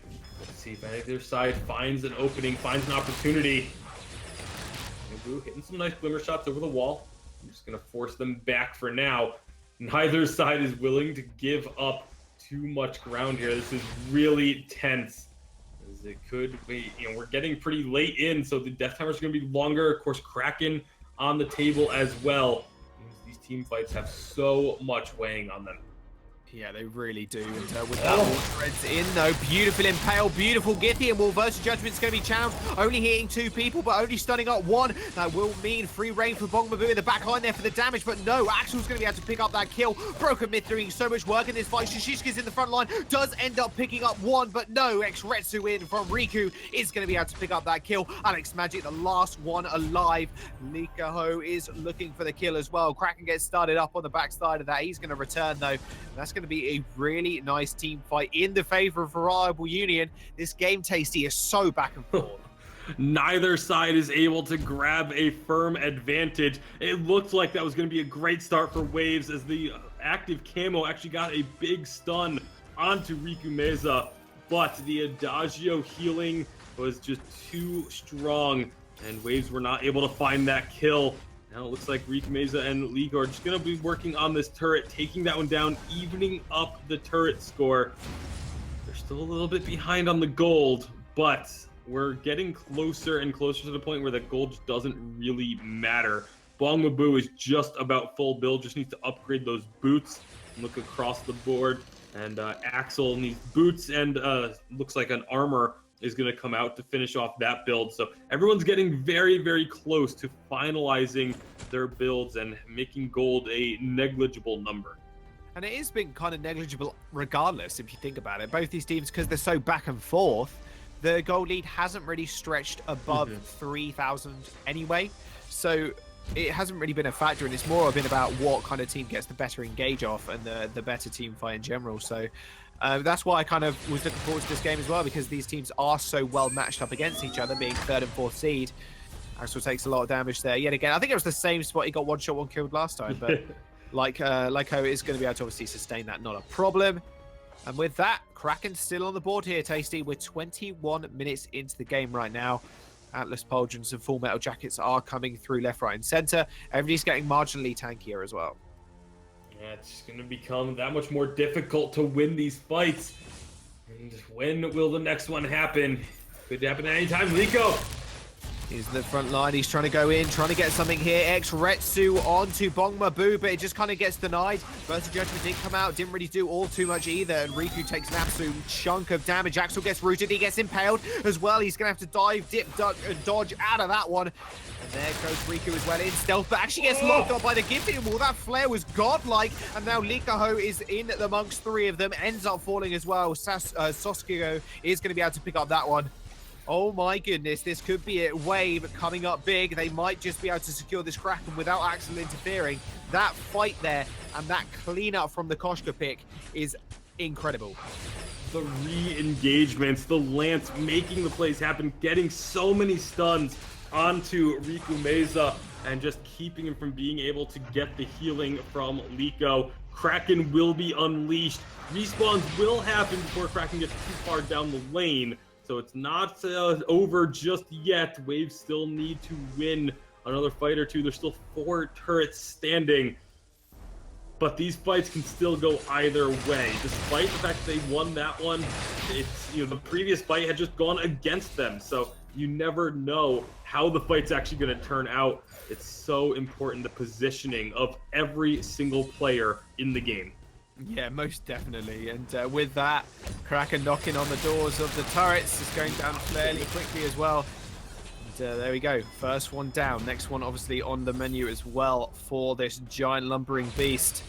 Wave, they are just posturing for this now. They don't really need to take a fight at this point. They just need to kind of defend the Kraken, let it do its work. Bongmabu doing a lot of damage from the sidelines as well. They look once they go in for a fight here. 2 gets stunned up by the Githian. Well, that's a lot of damage done as well. So Skiska is on the sidelines. He goes jump straight onto Likaho, but look at Riku. He's trying to get something done on the back line. Does block Yumi, can't have Frenzy, but he's going to go down surely. So Cisco trying to get some damage down. Versus Judgment falls as well. 1 shot, 1 kill, just completely whiffing. I'm not entirely sure what that was, and Axel is going to be able to secure that kill. So Siska yet again just in the front line, just trying to do as much as she can. Duck dip, diving and dodges, is going to manage to pick up the tacker, but Axel's going to pick that one up. But meanwhile, the Kraken is yet again pounding on their base. Does manage to take another turret down with it. 3 turrets for that Kraken and only 2 deaths on the side of Waves. What a ridiculous game. 24 minutes in, and it's still not even close to being clear who's going to win this one. Waves obviously getting a big advantage off of that Kraken push, taking down 3 of the 4 remaining turrets, but they lose out the fight. Going off of the pattern in this game, that should mean Waves will win the next fight, which could get them the game, as it has constantly been just team fights being traded. Alex Magic needs to be careful here, though, that he doesn't get chased down completely. He has to use the boots. It's a long cooldown at this stage of the game. But Sasiska might, Alex Magic might actually even look to... he doesn't have anywhere near enough gold. They're just going to have to deal with not having those boots available. Sasiska also now respawning, still has their boots on cooldown, still only a tier 1 boot for the Koshka, just using the movement speed that she gets from her perk for the majority. So I actually wouldn't be too surprised if Sasiska ends up getting enough gold that just buys a, upgrades those boots just to get the activation reset on them. Yeah, it would make a lot of sense, but like you mentioned, just doesn't have the gold available to him, unfortunately, right now. Sasiska, by the way, incredibly hard name to say in teamfights sometimes. It's actually pretty funny. I know I messed it up a couple of times. Yeah, it took us about a year or so to get used to that one. But it is going to be a little bit of damage getting put down, immediately getting healed up. Yeah, so kind of the story of those small engagements there. Bongmabu, obviously, he does a lot of not burst damage, a lot of sustained damage from range. But the thing is, with that Adagio pick, it's just so easy to heal up. Nice little stun there. So Shishka is going to jump in, but does jump straight back out again. There's a lot of speed on her side as well, something else to keep in mind. Alex Magic maybe looking for an impale here. They're just cleaning out a lot of the vision, it seems. Wave just want to make sure they know exactly where Reliable Union are at every single moment in this game. Kraken obviously on the board. 25 minutes. This is a very, very long and drawn out game. And what a game it is as well. This is a best of 3 series. And that being said, it's really, really done a lot of work.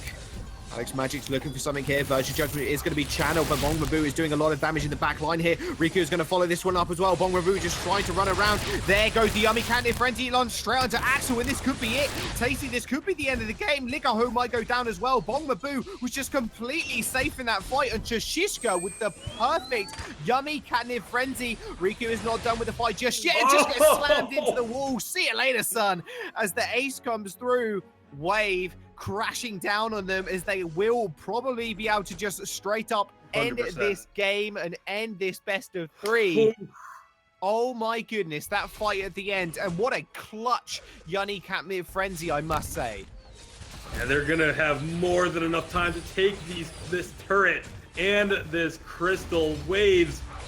What a fight they had to put up against this Reliable Union squad. Reliable Union gave them everything they had, but just unfortunately for them, unable to close it out. 27 minutes it took, but Waves does eventually wear down Reliable Union and pick up the victory. Game number 3. They will be moving on to next week. Oh man, what a fantastic showing from Wave and Reliable Union. They really did show what they could do in that second game of the series, but Wave just coming back with that clutch team fight at the end just to win it out there. That was incredible play from them. It really was, guys. What an incredible series. That was a great way to end our stream tonight. Ready for those final 3 series that we'll be showing next Tuesday at 6 o'clock Central European time. Guys, I mean that was so crazy. You felt like a load of times that Reliable Union had what it took with this Taka and Blackfeather to get to that backline and deal with the Kestrel, but she was escaping with active camo by a sliver of life.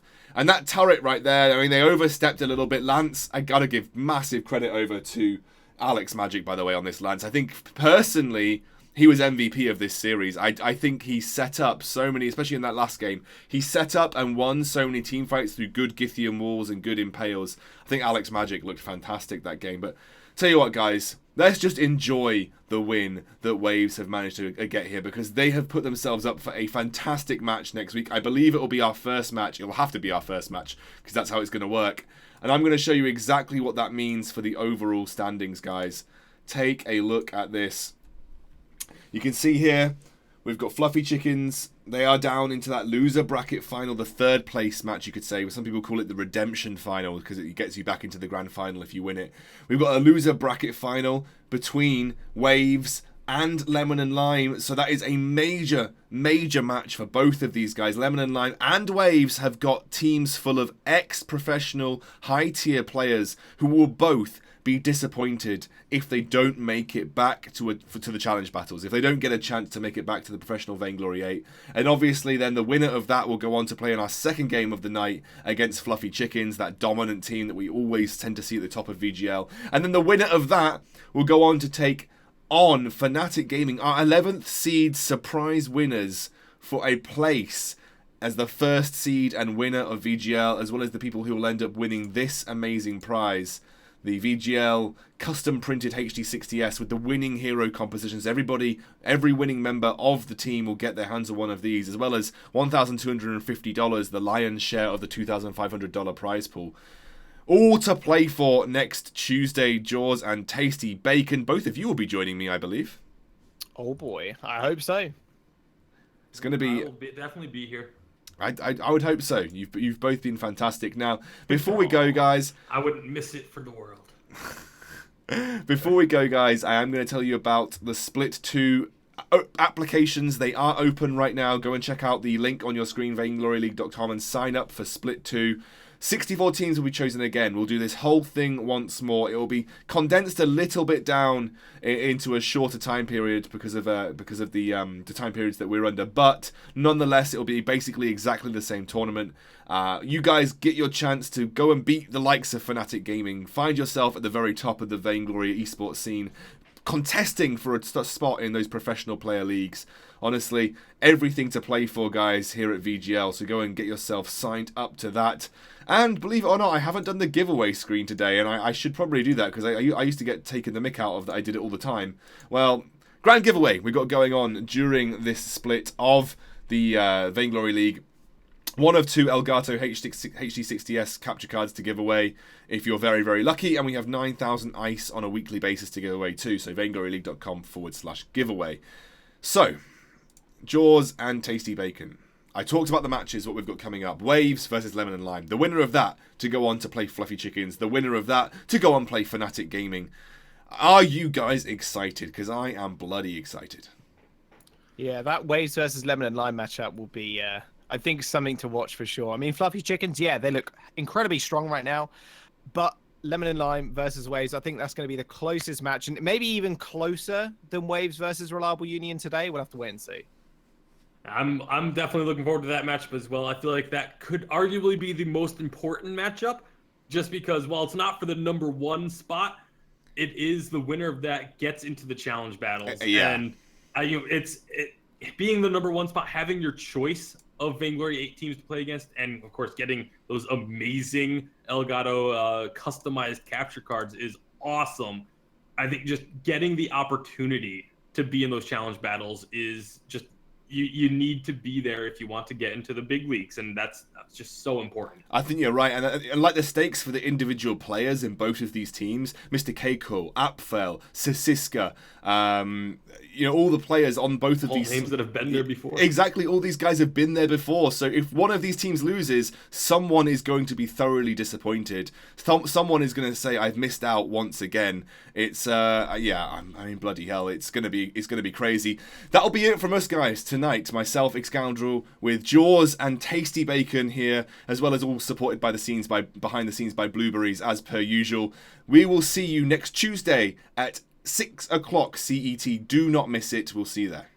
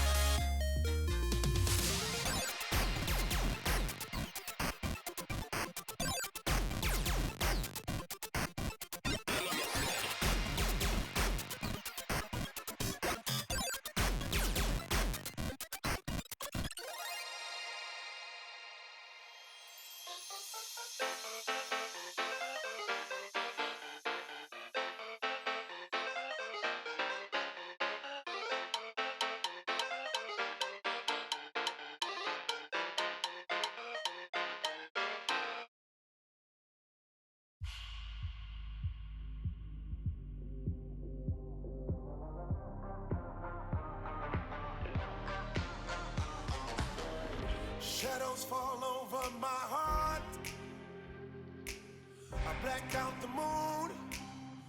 I wait for you to come around. You got me dancing in the dark. I've closed my eyes, but I won't sleep tonight. Baby, you should come with me. I'll take you to the dark side. Me and you and me, do bad things in the nighttime. Baby, you should come with me, and we can kill the lights, hit the lights, let it black out, hit the lights, let it black out. Blackbird, black moon, black sky, black light, black everything, black heart, black keys, black diamonds, black out, black everything, black everything, all black, everything, all black, everything, all black, everything, black.